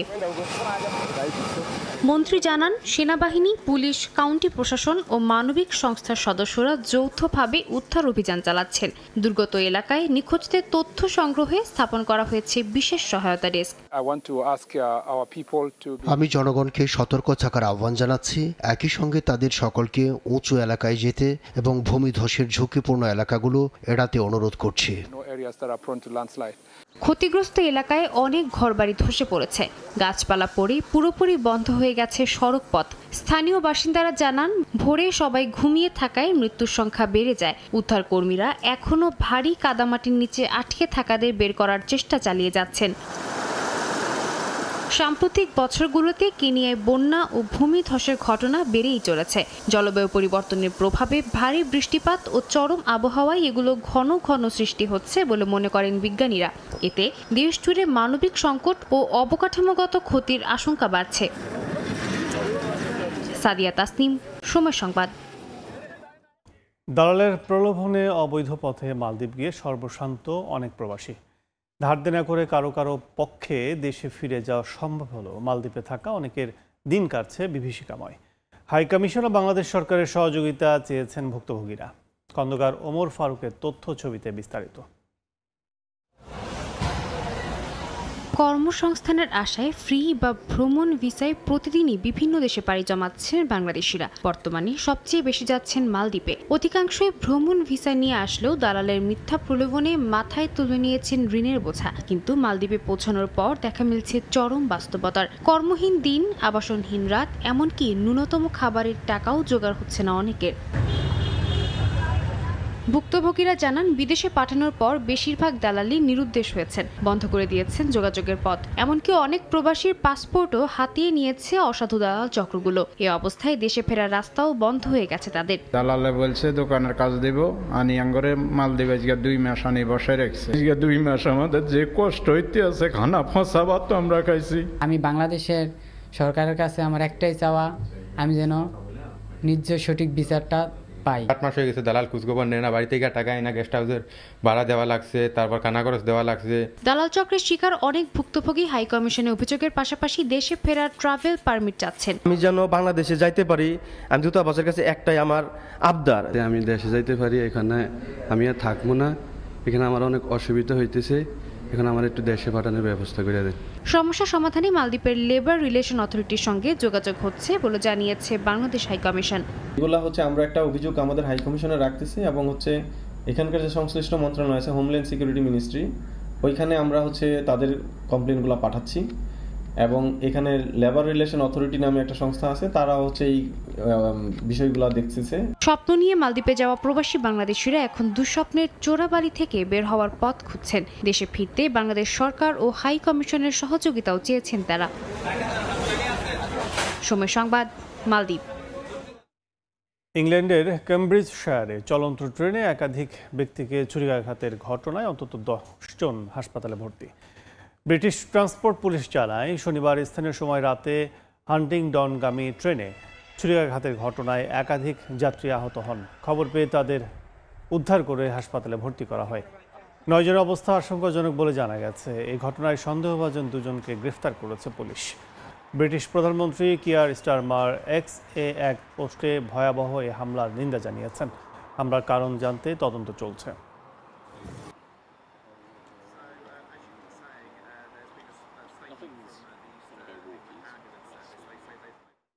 গবেষণার জন্য প্রথমবারের মতো 3 জন নভোচারীর সাথে 4টি ইঁদুর মহাকাশে পাঠিয়েছে চীন। শুক্রবার রাতে জিওয়ান স্যাটেলাইট লঞ্চ সেন্টার থেকে উৎক্ষেপণ করা হয় সেনঝো 21 মহাকাশ যানটি। দেশটির রাষ্ট্রীয় বার্তা সংস্থা জানিয়েছে, আগামী বছর পাকিস্তান থেকে নভোচারী পাঠানোর পরিকল্পনা রয়েছে বেইজিংয়ের। মহাকাশ অভিযানে আরও একটি মাইলফলক অর্জন করেছে চীন। গবেষণার জন্য 3 জন নভোচারী এবং 4টি ইঁদুর পাঠিয়েছে দেশটি। চীনের রাষ্ট্রীয় বার্তা সংস্থা জানিয়েছে, নভোচারীরা প্রায় 6 মাস মহাকাশ স্টেশনে অবস্থান করবেন। সেই সময় সেখানে 27টি বৈজ্ঞানিক প্রকল্প পরিচালনা করবেন তারা। আর ইঁদুরগুলো 5 থেকে 7 দিনের মধ্যে পৃথিবীতে ফিরে আসবে। উত্তর পশ্চিম চীনের জিওয়ান স্যাটেলাইট লঞ্চ সেন্টার থেকে উৎক্ষেপণ হওয়ার মাত্র 3 ঘন্টা 30 মিনিটের মধ্যে তিয়ানগং স্পেস স্টেশনের সঙ্গে সংযুক্ত হয় সেনঝো 21 মহাকাশ যানটি। যুক্তরাষ্ট্র 2011 সালে চীনকে আন্তর্জাতিক মহাকাশ স্টেশন থেকে বাদ দেয়। 2021 সালে নিজস্ব মহাকাশ স্টেশন তিয়ানগং তৈরি করে চীন। এরপর থেকেই প্রতি 6 মাস পর পর মহাকাশে গবেষণা কাজের জন্য 3 জন নভোচারীর একটি করে দল পাঠায় দেশটি। তারই ধারাবাহিকতায় শুক্রবার 7মবারের মতো মহাকাশে নভোচারীর দল পাঠালো বেইজিং। আগামী বছর পাকিস্তান থেকে প্রথম বিদেশি নভোচারীকে তিয়ানগং স্টেশনে পাঠানোর পরিকল্পনাও রয়েছে বেইজিংয়ের। 2030-এর দশকে চীন ও যুক্তরাষ্ট্রের মধ্যে মহাকাশ নিয়ে অনেক প্রতিযোগিতামূলক ঘটনা ঘটতে পারে বলে মনে করেন বিশ্লেষকরা। শেখ সাদি মারজান, সময় সংবাদ। সৌদি আরবের জেদ্দা থেকে ভারতের হায়দ্রাবাদগামী এয়ার ইন্ডিগোর একটি ফ্লাইটে বোমাতঙ্কের জেরে মুম্বাইয়ে জরুরি অবতরণ করেছে। গণমাধ্যম সূত্রে জানা যায়, স্থানীয় সময় শনিবার বিমানটিকে 1984 সালের মাদ্রাজ বিমানবন্দর বিস্ফোরণের কায়দায় উড়িয়ে দেওয়া হবে বলে হুমকি পাওয়া যায়। এর পরপরই ফ্লাইটটি দ্রুত মুম্বাই বিমানবন্দরে নামানো হয়। ইন্ডিগো কর্তৃপক্ষ জানায়, অবতরণের পর ফ্লাইটটিতে প্রয়োজনীয় তল্লাশি চালানো হয়। সব ধরনের পরীক্ষা নিরীক্ষার শেষে হায়দ্রাবাদের উদ্দেশ্যে রওনা দিয়ে বিকেল 4টায় সেখানে অবতরণ করে বিমানটি। এর আগে মাদ্রাজের বিমানবন্দরে ভয়াবহ বোমা হামলায় 33 জন নিহত হন।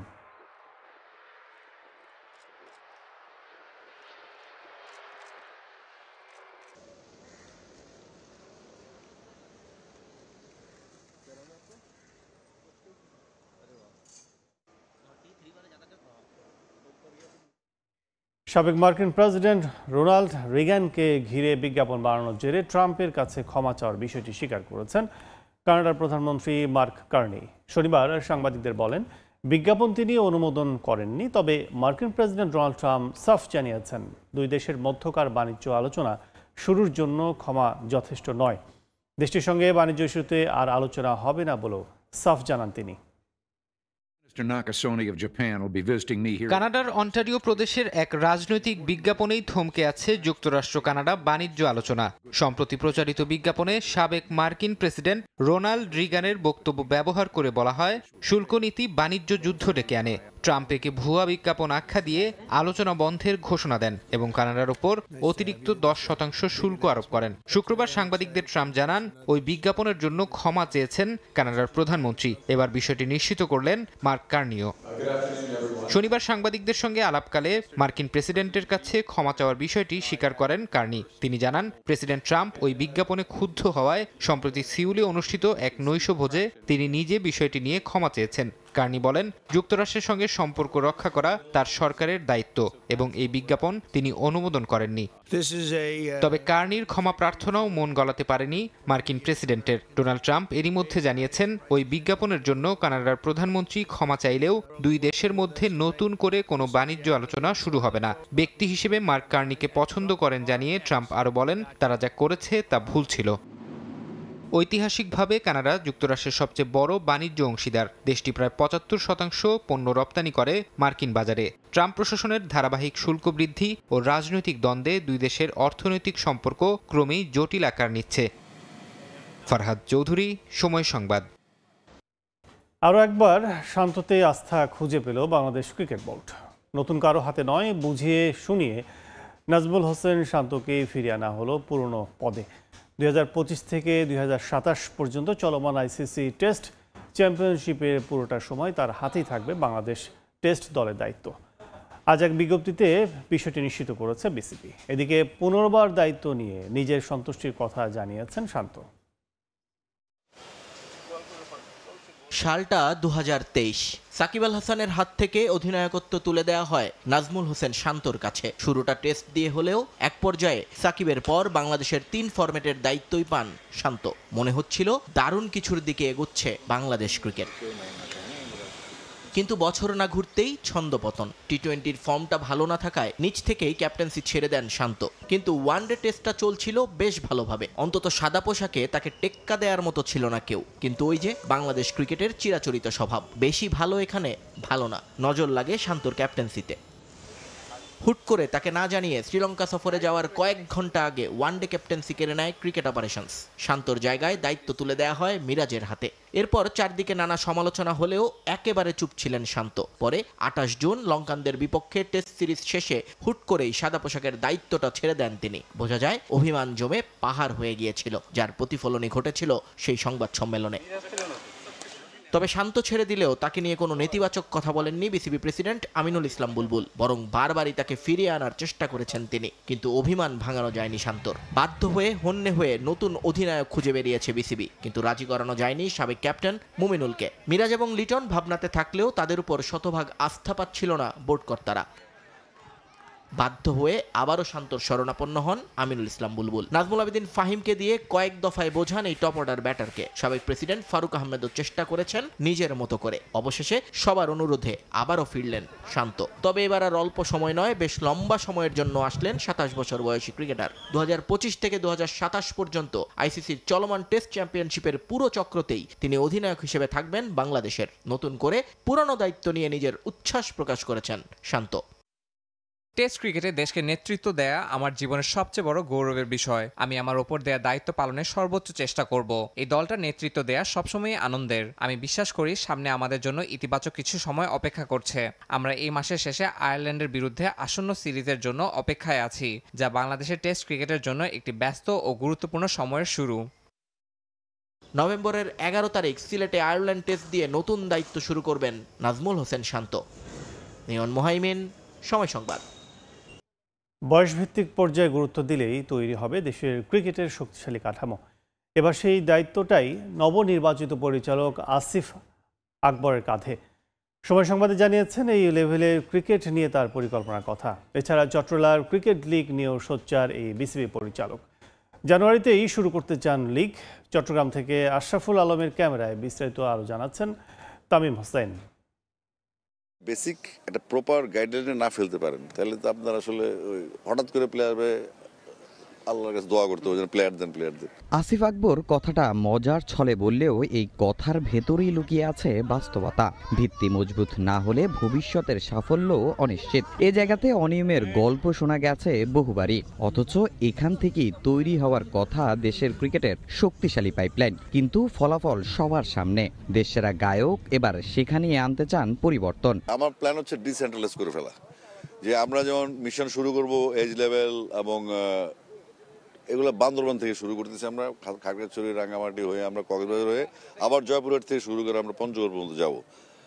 এই মুভমেন্টটা আমরা করবো এই কারণে একাডেমিগুলোকে টার্গেট করে, কারণ প্রত্যেকটা ডিস্ট্রিক্টে প্রাইভেট একাডেমি আছে, যারা যেখানে ক্রিকেট ক্লিনিক বলে, কেউ বলে একাডেমি বলে। তো একাডেমি কাপের একটা প্ল্যান চলছে। আমি বুলবুল ভাইকে অলরেডি প্রপোজাল দিয়েছি। এটা নিয়ে আমরা আমাদের আসান ইকবাল ভাই মানে আবির ভাইয়ের সাথে কথা হয়েছে, যেহেতু ওনারও মাঠ আছে, চিটাগাঙে বড় মাঠ আছে, আমরা কিছু মাঠের সন্ধানেও আছি। তো কীভাবে মাঠ পাওয়া যায়, কিংবা আন্ডার-13 বা আন্ডার-15 করার জন্য তো আমাদের এত বড় মাঠের দরকারও নেই। আবার স্টেডিয়ামে অনেক ক্যাচাল থাকে, পারমিশনের ব্যাপার থাকে, এটা ওইটা আমলাতান্ত্রিক জটিলতা। তো আমরা যেগুলো কন্ট্রাডিক্টরি ইস্যুগুলো বাদ দিয়ে একাডেমিগুলো কিন্তু আসলে প্লেয়ার প্রোভাইড করে, আপনার স্কুলে বলেন, কলেজে বা কিংবা লিগে, লোকাল লিগে। তো আমরা ডিরেক্ট কেন একাডেমিতে যাব না, তো সেই প্ল্যান নিয়ে আমরা কাজ করছি।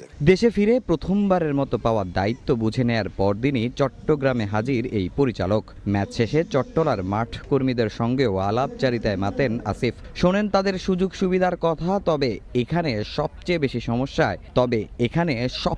সমস্যায় স্থানীয় ক্রিকেটাররা। দেশের দ্বিতীয় সেরা লিগের নেই ধারাবাহিকতা, গেল বছর হয়নি কোনো খেলা। ডিসেম্বরের মধ্যে ফুটবলের কাজগুলো শেষ করার একটা প্রক্রিয়া আছে, তারপরে চিটাগং লিগটা শুরু হবে। তো উনি তো তাও একটা আশার আলো পেয়েছেন যে চিটাগং লিগটা শুরু হবে। আমার তো কুমিল্লা 6 বছর লিগ হয় না, লিগ হলে ফাইনাল হয় না। তো লিগে ফাইনাল কেন?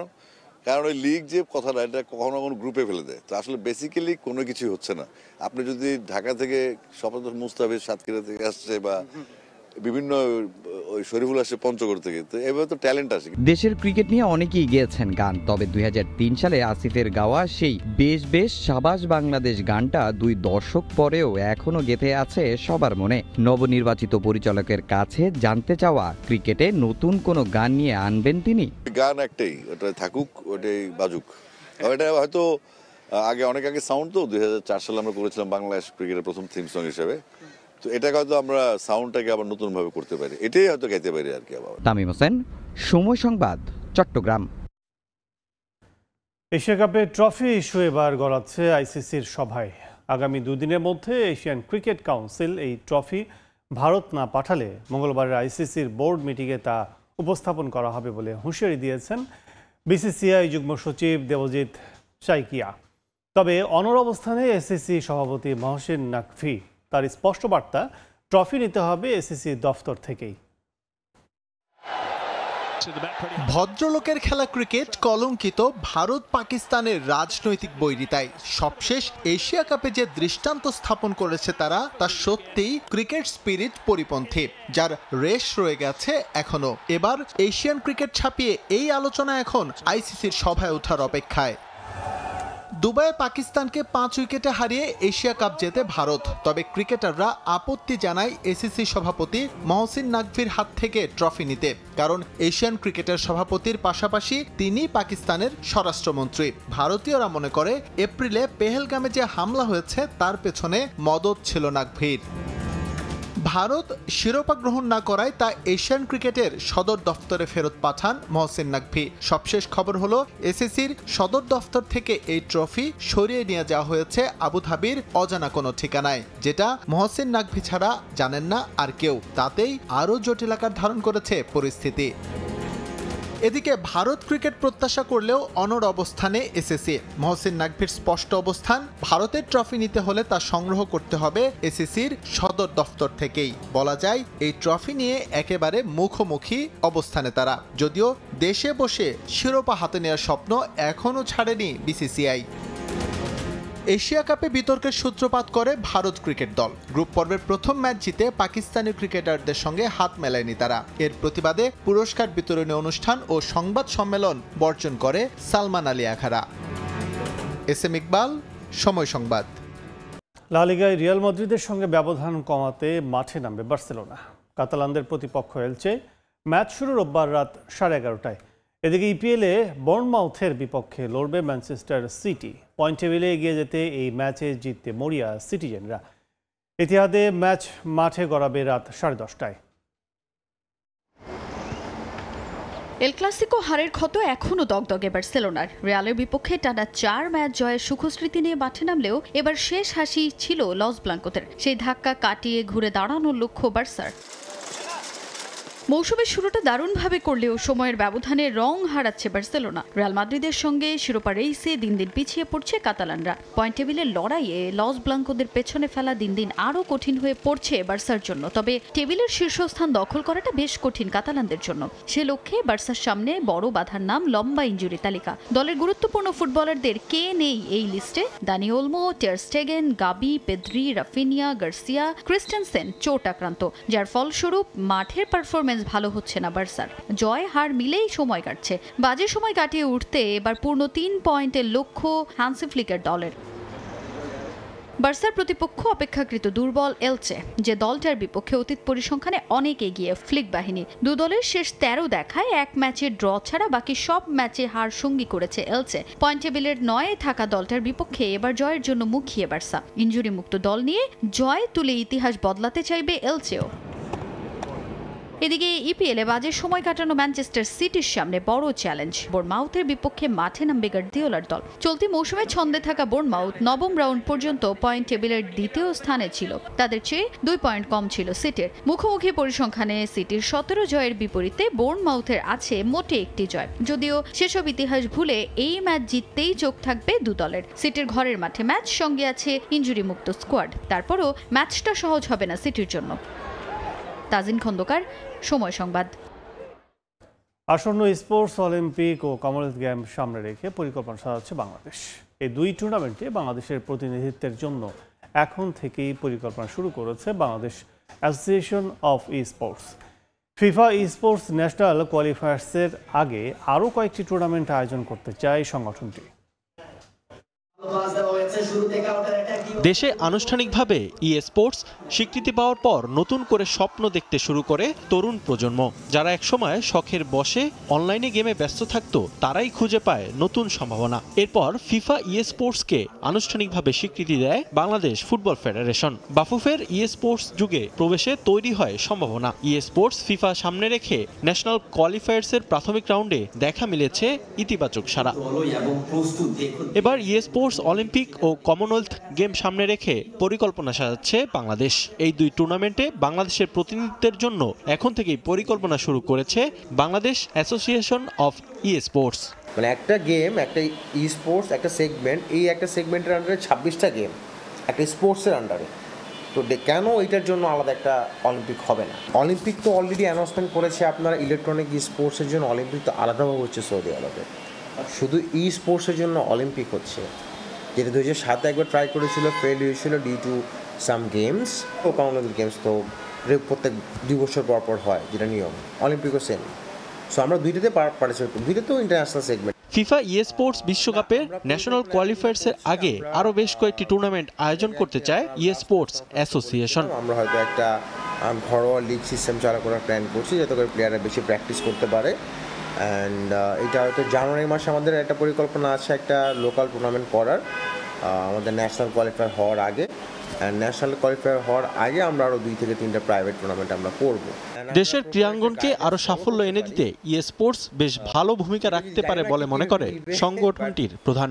আমাদের অনেক বেশি স্কোপ স্পোর্টসের থেকে স্পোর্টসে আমাদের মেডেল গেইন করা, কারণ আমরা যে পরিমাণ টাইটেল আমরা আসলে স্পোর্টসে পাই, এর থেকেও বেশি টাইটেল আমরা স্পোর্টসে পাই।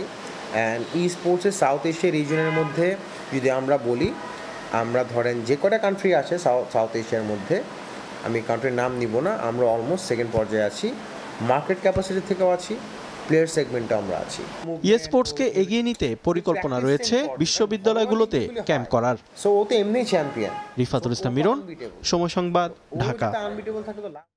বুড়িগঙ্গা ও ধলেশ্বরীতে হয়ে গেল 21তম জাতীয় দূরপাল্লা সাঁতার প্রতিযোগিতা। এতে অংশ নেন 12 নারী সহ 35 সাঁতারু। প্রতিযোগিতায় চ্যাম্পিয়ন হয়েছেন সেনাবাহিনীর ফয়সাল আহমেদ, আর নারী গ্রুপের প্রথম হয়েছেন নৌবাহিনীর সোনিয়া আক্তার। নাসির উদ্দিন উজ্জ্বলের রিপোর্ট, ছবি তুলেছেন আবু সাইদ। 21তম জাতীয় দূরপাল্লার সাঁতার প্রতিযোগিতার পুরুষ গ্রুপে 10 কিলোমিটার দূরত্বে 23 সাঁতারু অংশ নেন নারায়ণগঞ্জের বক্তাবলী লংঘাটের বুড়িগঙ্গা নদী থেকে। আর বুড়িগঙ্গার চর গোগনগর পয়েন্ট থেকে 7 কিলোমিটার দূরত্বে অংশ নেন নারী সাঁতারুরা। বুড়িগঙ্গার বুক চিরে সাঁতারুরা ধলেশ্বরী নদীতে আসেন, এরপর মুক্তারপুর সেতুর নিচ দিয়ে মুন্সিগঞ্জ লংঘাট এলাকায় এসে শেষ করেন। প্রতিযোগিতায় পুরুষ গ্রুপে চ্যাম্পিয়ন হয়েছেন সেনাবাহিনীর ফয়সাল আহমেদ ও নারী গ্রুপে শ্রেষ্ঠত্ব অর্জন করেছেন নৌবাহিনীর সোনিয়া আক্তার টুম্পা। জাতীয় পর্যায়ে সাফল্য তাদের স্বপ্ন দেখাচ্ছে ইংলিশ চ্যানেল পাড়ি দেওয়ার। আর্থিক অনুদান দিয়ে আমাকে যেন ইংলিশ চ্যানেলে পাঠানো হয়, সেই সুযোগ সুবিধা এবং সেই ট্রেনিং দেওয়া হয়। ইংলিশ চ্যানেল পাড়ি দেওয়ার ইচ্ছা আছে। ইংলিশ চ্যানেল পাড়ি দেওয়া ব্রজেন দাস ও মোশাররফ হোসেন খানের স্মৃতি বিজড়িত মুন্সিগঞ্জ এবং পাশের জেলা নারায়ণগঞ্জের বিপুল দর্শক উপভোগ করেন এই প্রতিযোগিতা। তবে কলকারখানার কেমিক্যাল সহ নানা বর্জ্য থেকে নদীর পানি ও পরিবেশ রক্ষার দাবি জানান তারা। অনেকে প্রথমবারের মতো অংশ নিয়ে জানান উচ্ছ্বাসের কথা। সেনাবাহিনীকে যে এই চ্যাম্পিয়ন পুরুষ বিভাগে চ্যাম্পিয়ন করতে পারছি, এটা আমার জন্য খুব বড় পাওয়া। এরকম একটা আনন্দ মুহূর্ত দেওয়ার জন্য মুন্সিগঞ্জকে আমরা এই সাঁতার ফেডারেশন এবং নৌবাহিনীকে অনেক ধন্যবাদ জানাই। প্রধান অতিথি হিসেবে উপস্থিত থেকে পুরস্কার বিতরণ করেন সুইমিং ফেডারেশনের সভাপতি ও নৌবাহিনীর প্রধান। সাঁতারের ঐতিহ্য ধারণকারী মুন্সিগঞ্জে সাঁতারের ট্রেনিং কোর্স চালু করার কথা জানান তিনি। সাঁতারের গৌরব ফিরিয়ে আনতে সকলকে একযোগে কাজ করার আহ্বান জানান। 200 জনকে চূড়ান্তভাবে মনোনীত করেছি এবং তাদের জন্য 2 বছরের একটা প্রশিক্ষণের জন্য আয়োজন করা হবে। একই সাথে তারা তাদের পড়াশোনাও চালিয়ে যাবে। সেভাবে তাদেরকে আমাদের ঢাকার যে নৌবাহিনী স্কুল আছে সেই স্কুলে তাদেরকে ভর্তি করিয়ে দেওয়া হবে। সুইমিং ফেডারেশনের আয়োজনে এবং নৌবাহিনীর পৃষ্ঠপোষকতায় আয়োজিত এই প্রতিযোগিতায় সকল অংশগ্রহণকারীকে পুরস্কারের বাইরেও অতিরিক্ত 10,000 টাকা করে বোনাস ঘোষণা করা হয়। এবারের জাতীয় দূরপাল্লার সাঁতার প্রতিযোগিতায় 35 জন অংশ নিয়েছেন। এর মধ্যে 12 জন নারী। তারা একে একে এন্ডিং পয়েন্টে পৌঁছানোর পর উৎসুক জনতা তাদের অভিনন্দন জানাচ্ছেন। মুন্সিগঞ্জের লংকাট এলাকা থেকে নাসির উদ্দিন উজ্জ্বল, সময় সংবাদ।